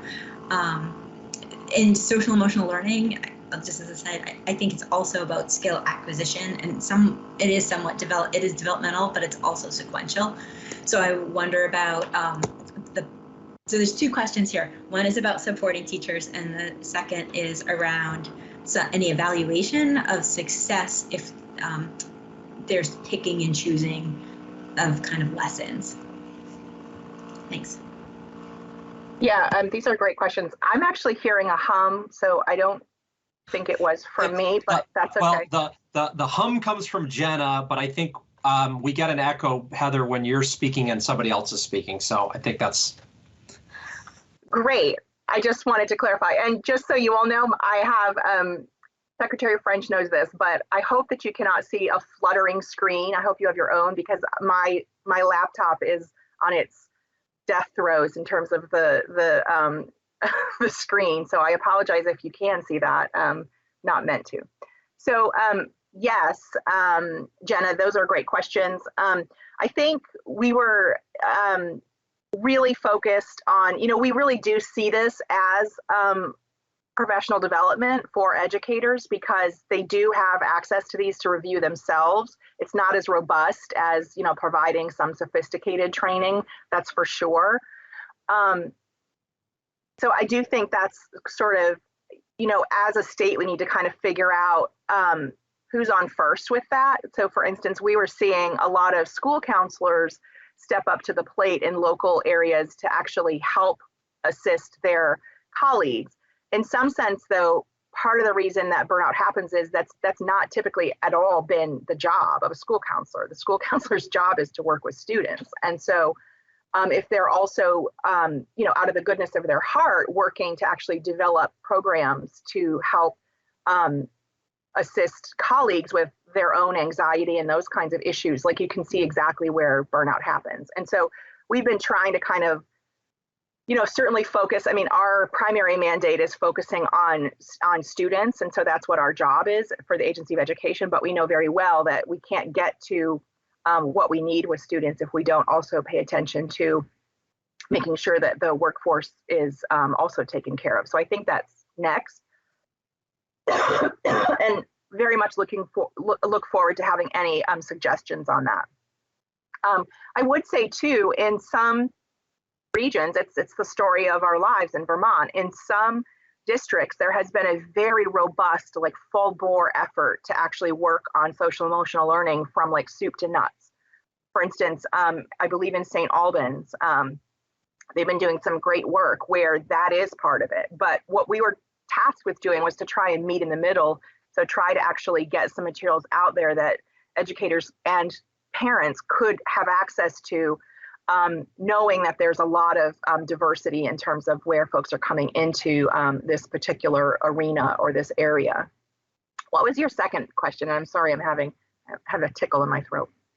I guess any, oh, I can't talk if you don't mute. Any benchmarks around assessment of acquisition of social emotional learning skills and how to track that if it's kind of a pick and choose program?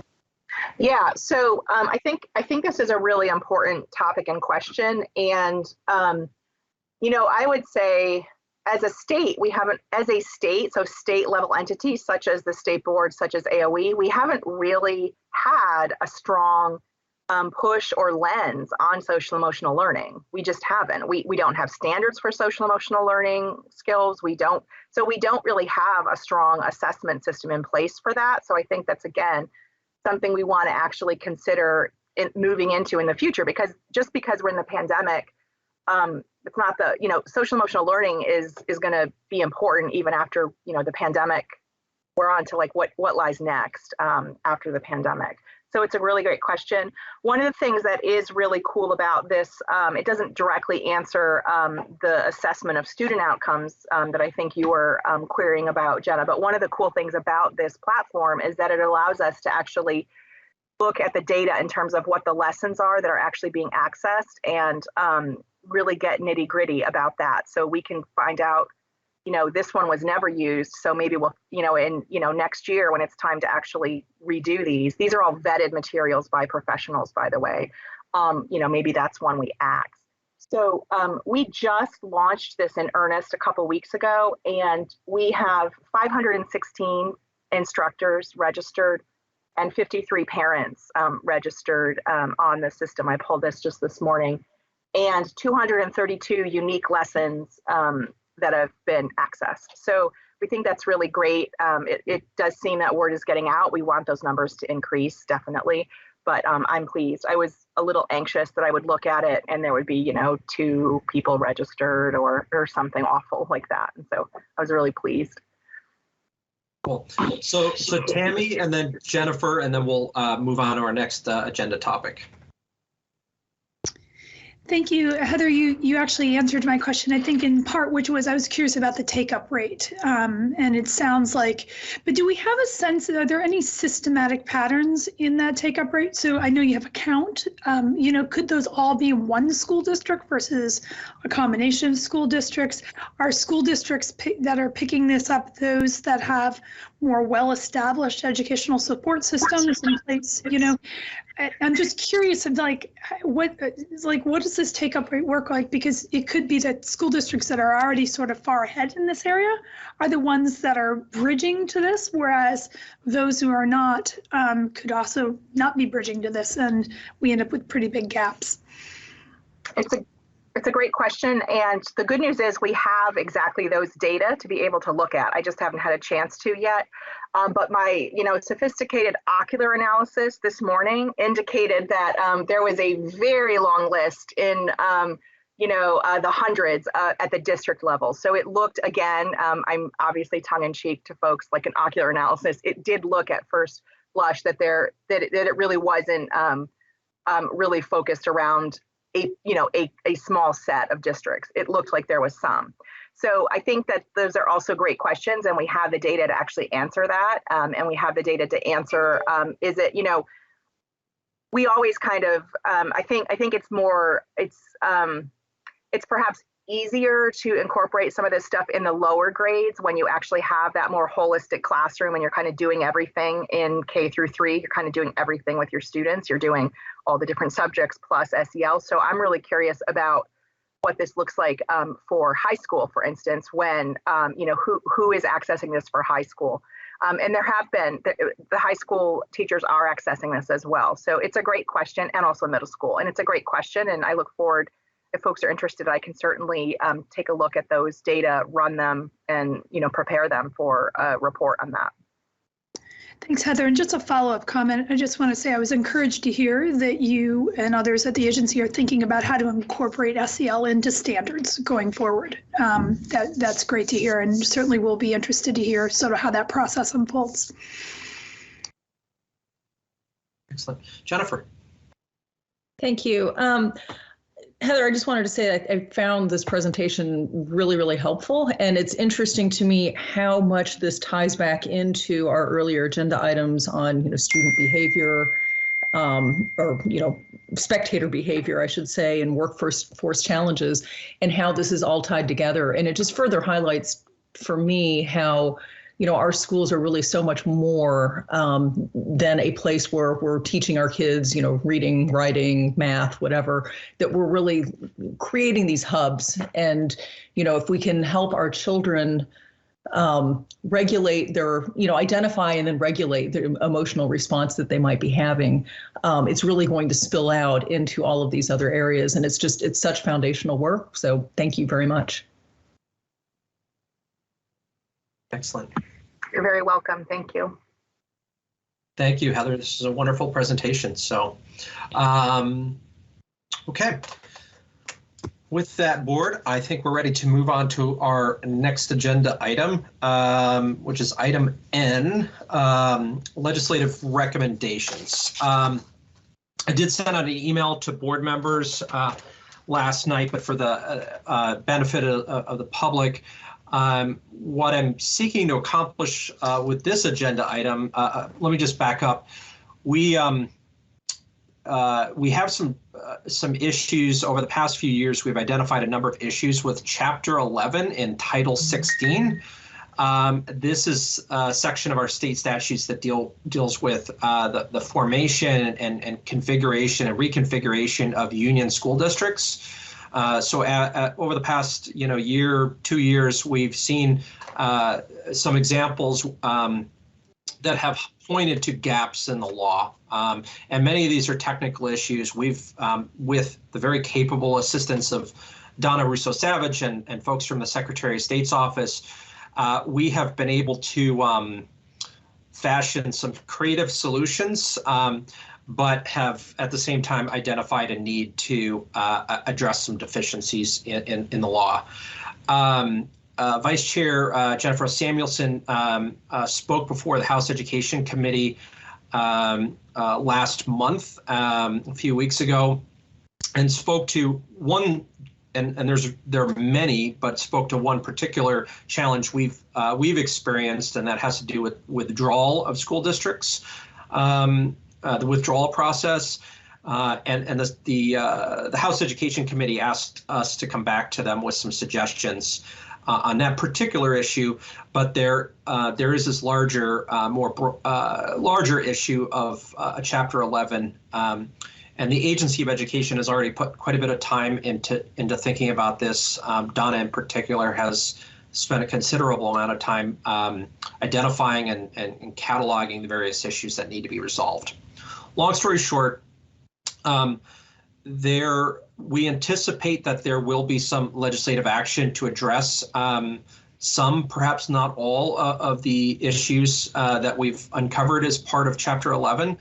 And I think it's going to be really important that the state board have some voice in that process. Ideally, I would like the state board and the agency to work really closely together on a proposal back to the General Assembly.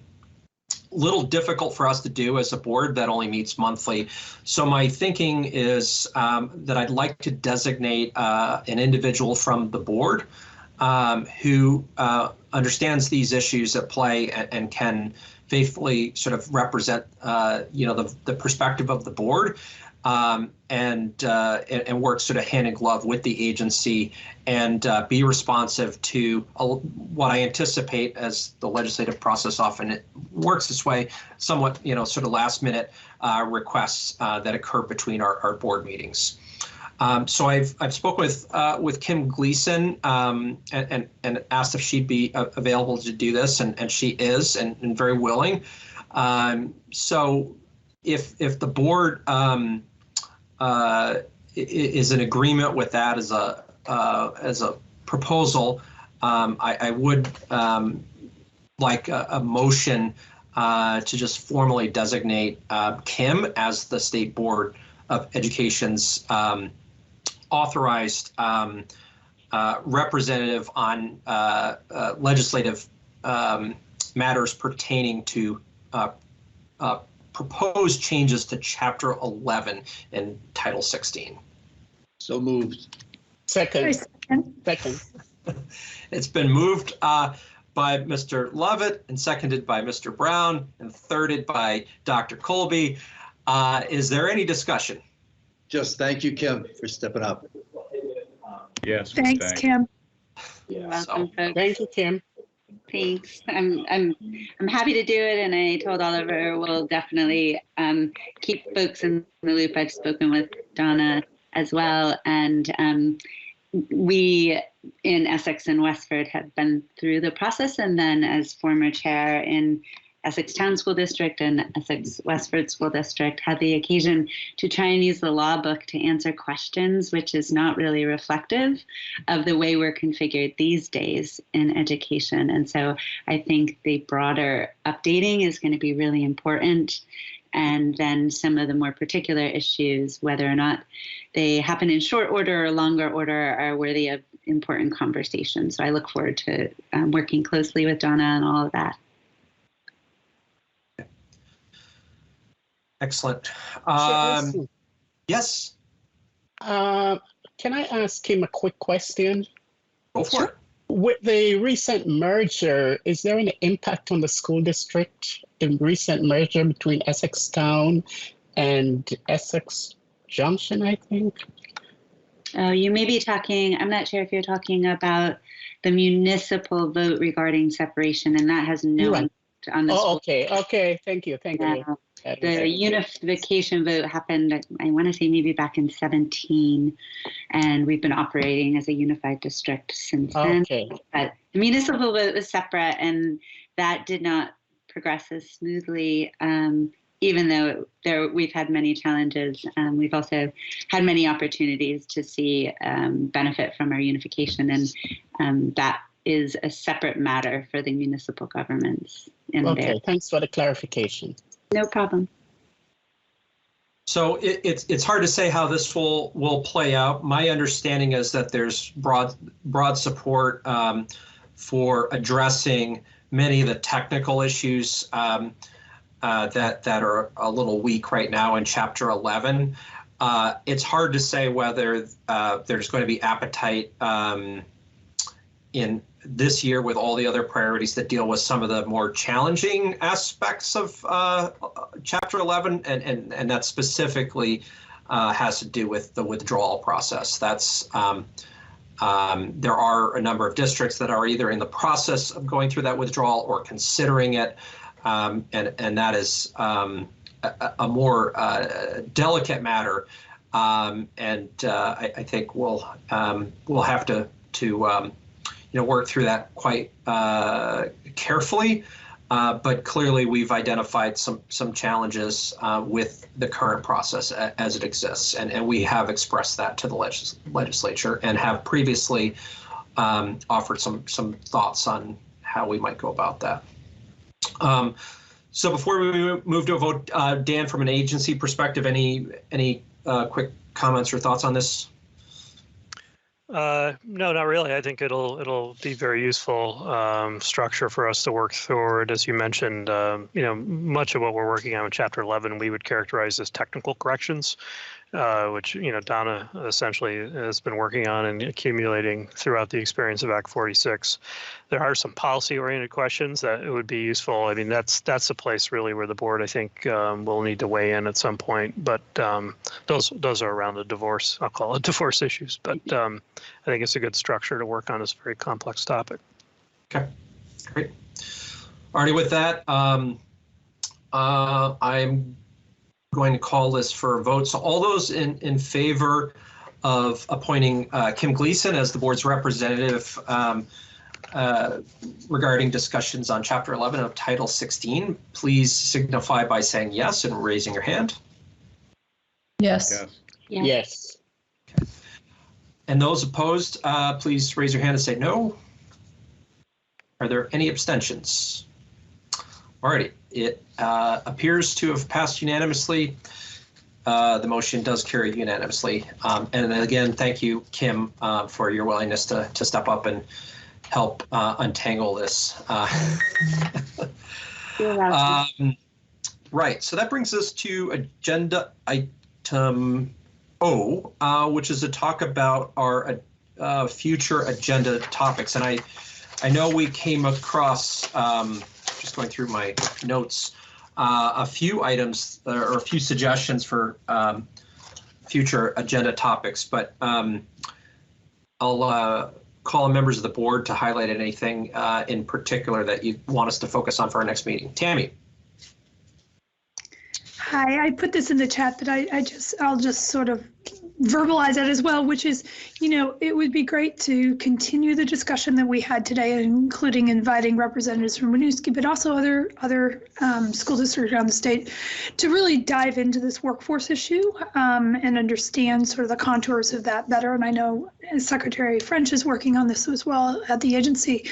I'm particularly interested in, though, understanding what is underway and what is being contemplated with regard to alternative pathways into the professions. The research is pretty interesting on that with respect to the ability to recruit and retain BIPOC and otherwise underrepresented groups in the teacher labor force. And so it'd be great to hear sort of what we're doing and how the board can support those efforts.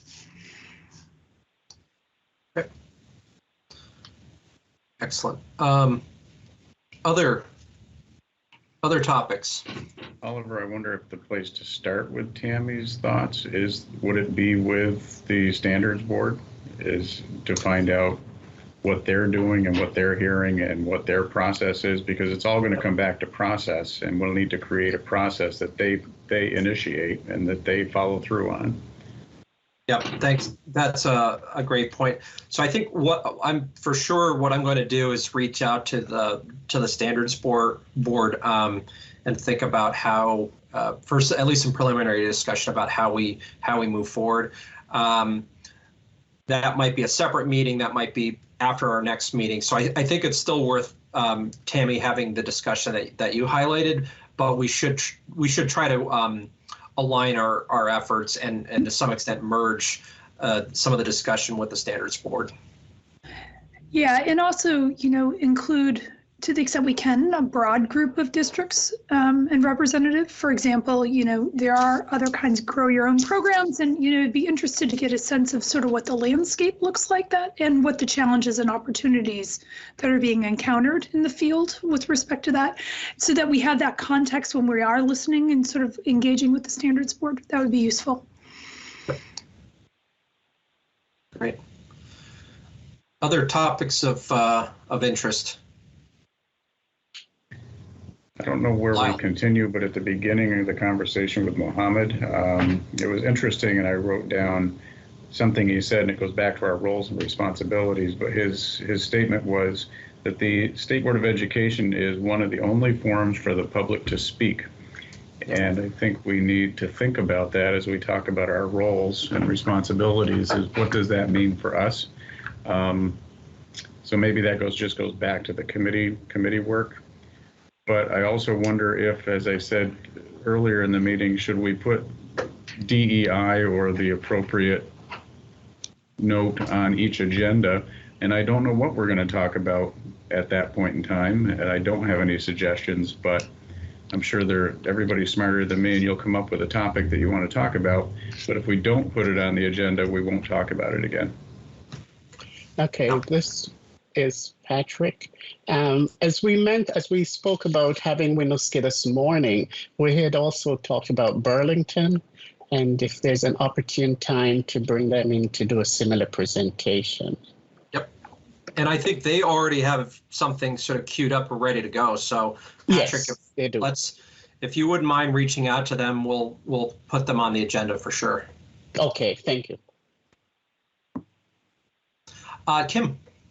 Thanks so much, Patrick and Lyle. And I would agree. I'd like for us to try and hold space on a regular basis for this agenda item. And I think it would also be important to recognize communities and districts outside of Chittenden County, although that is certainly where I hail from and where my closest familiarity would be.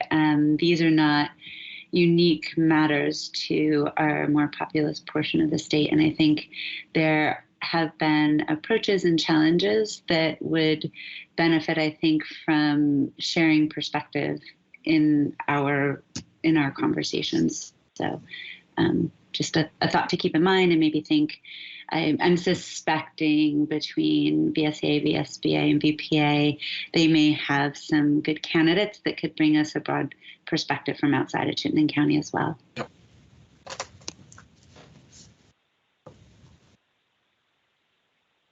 Okay. Anything else?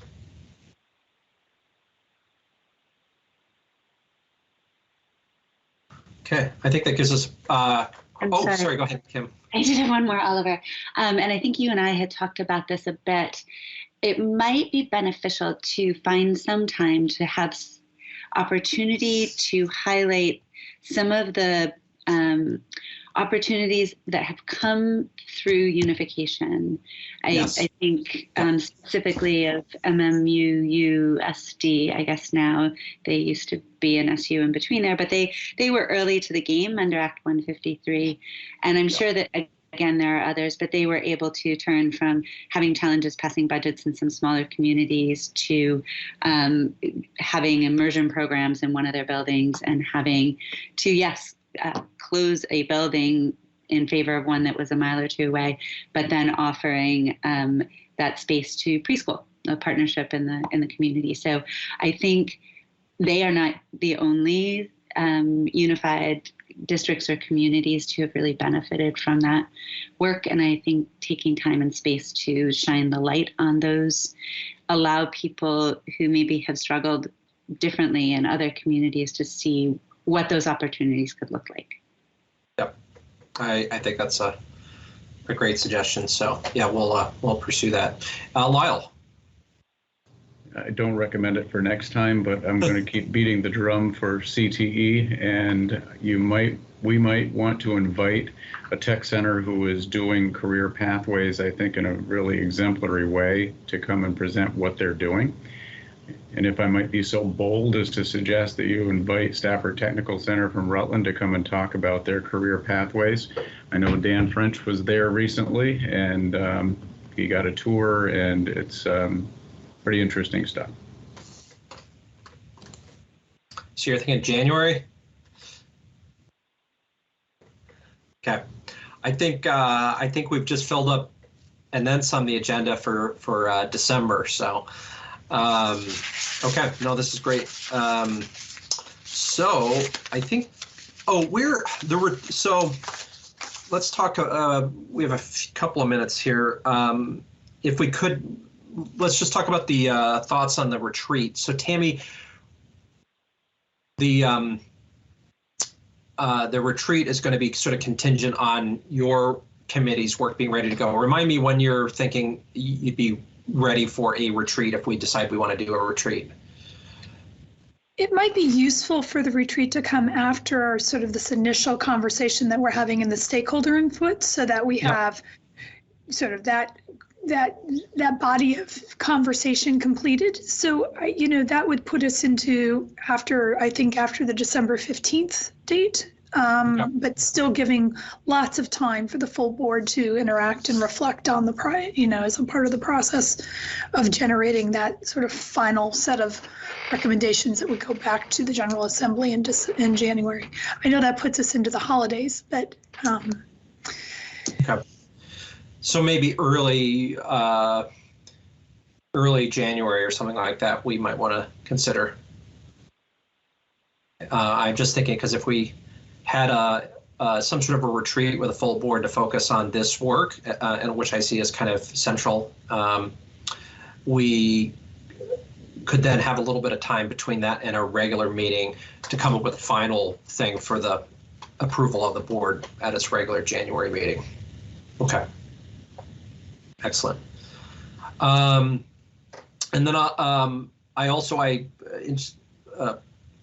you also hopefully received the letter I sent to Ripton, which addressed a couple of things, including one, they had requested some additional time, and we had already signaled to them that we would give them additional time. So I advised both Ripton and ACSD to plan to provide an update at our January meeting. So just that's where things stand there.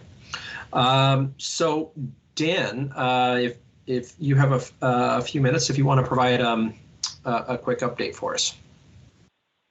Yeah, sure. Really interesting meeting today. A lot of good information.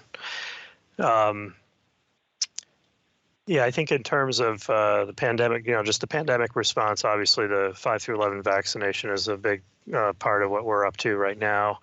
That's going very well. I think I mentioned at the press conference, and I probably mentioned previously, I think a note for, I would say, concern or something to monitor is how that plays out across the state. I think there's going to be areas where there's a high vaccination rate of students, and then there's going to be other areas that are much lower.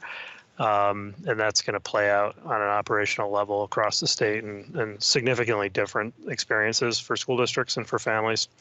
And that's probably going to become more clear by mid-January.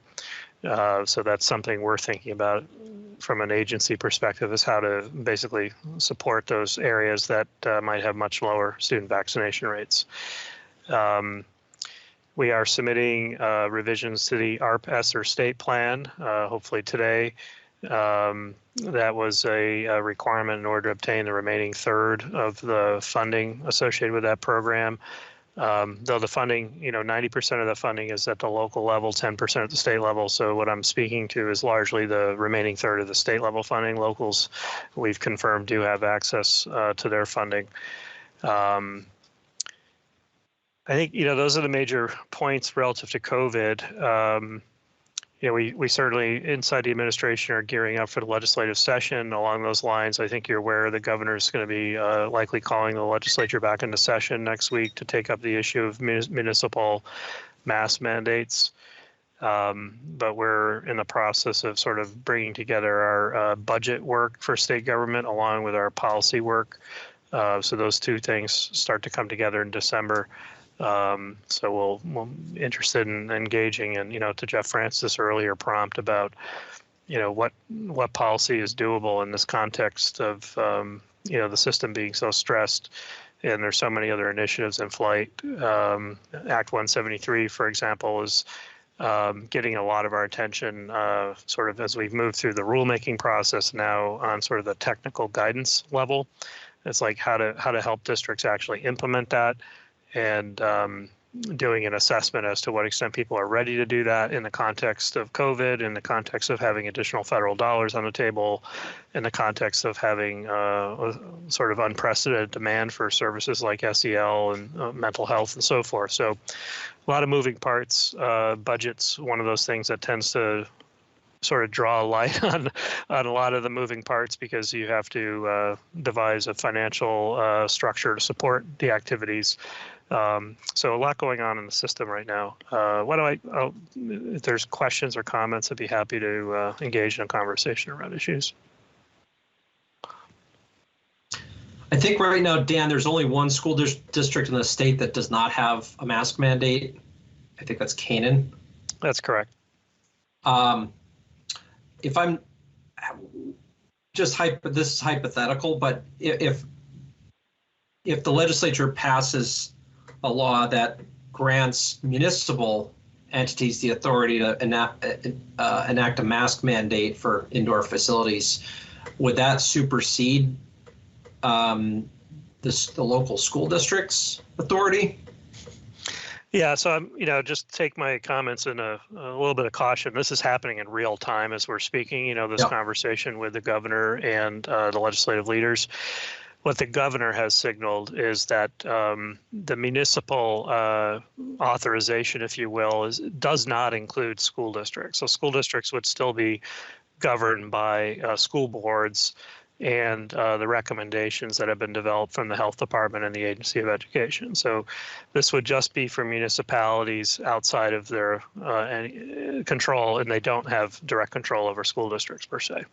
Okay, so just to be clear, I guess the inverse is if there's a school district that has a mask mandate for schools and the municipal entity takes a vote that says we don't want a mask mandate, the one for the school district still applies and holds.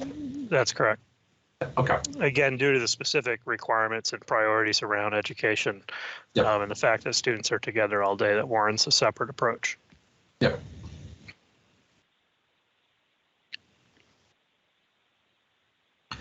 Any questions for the secretary?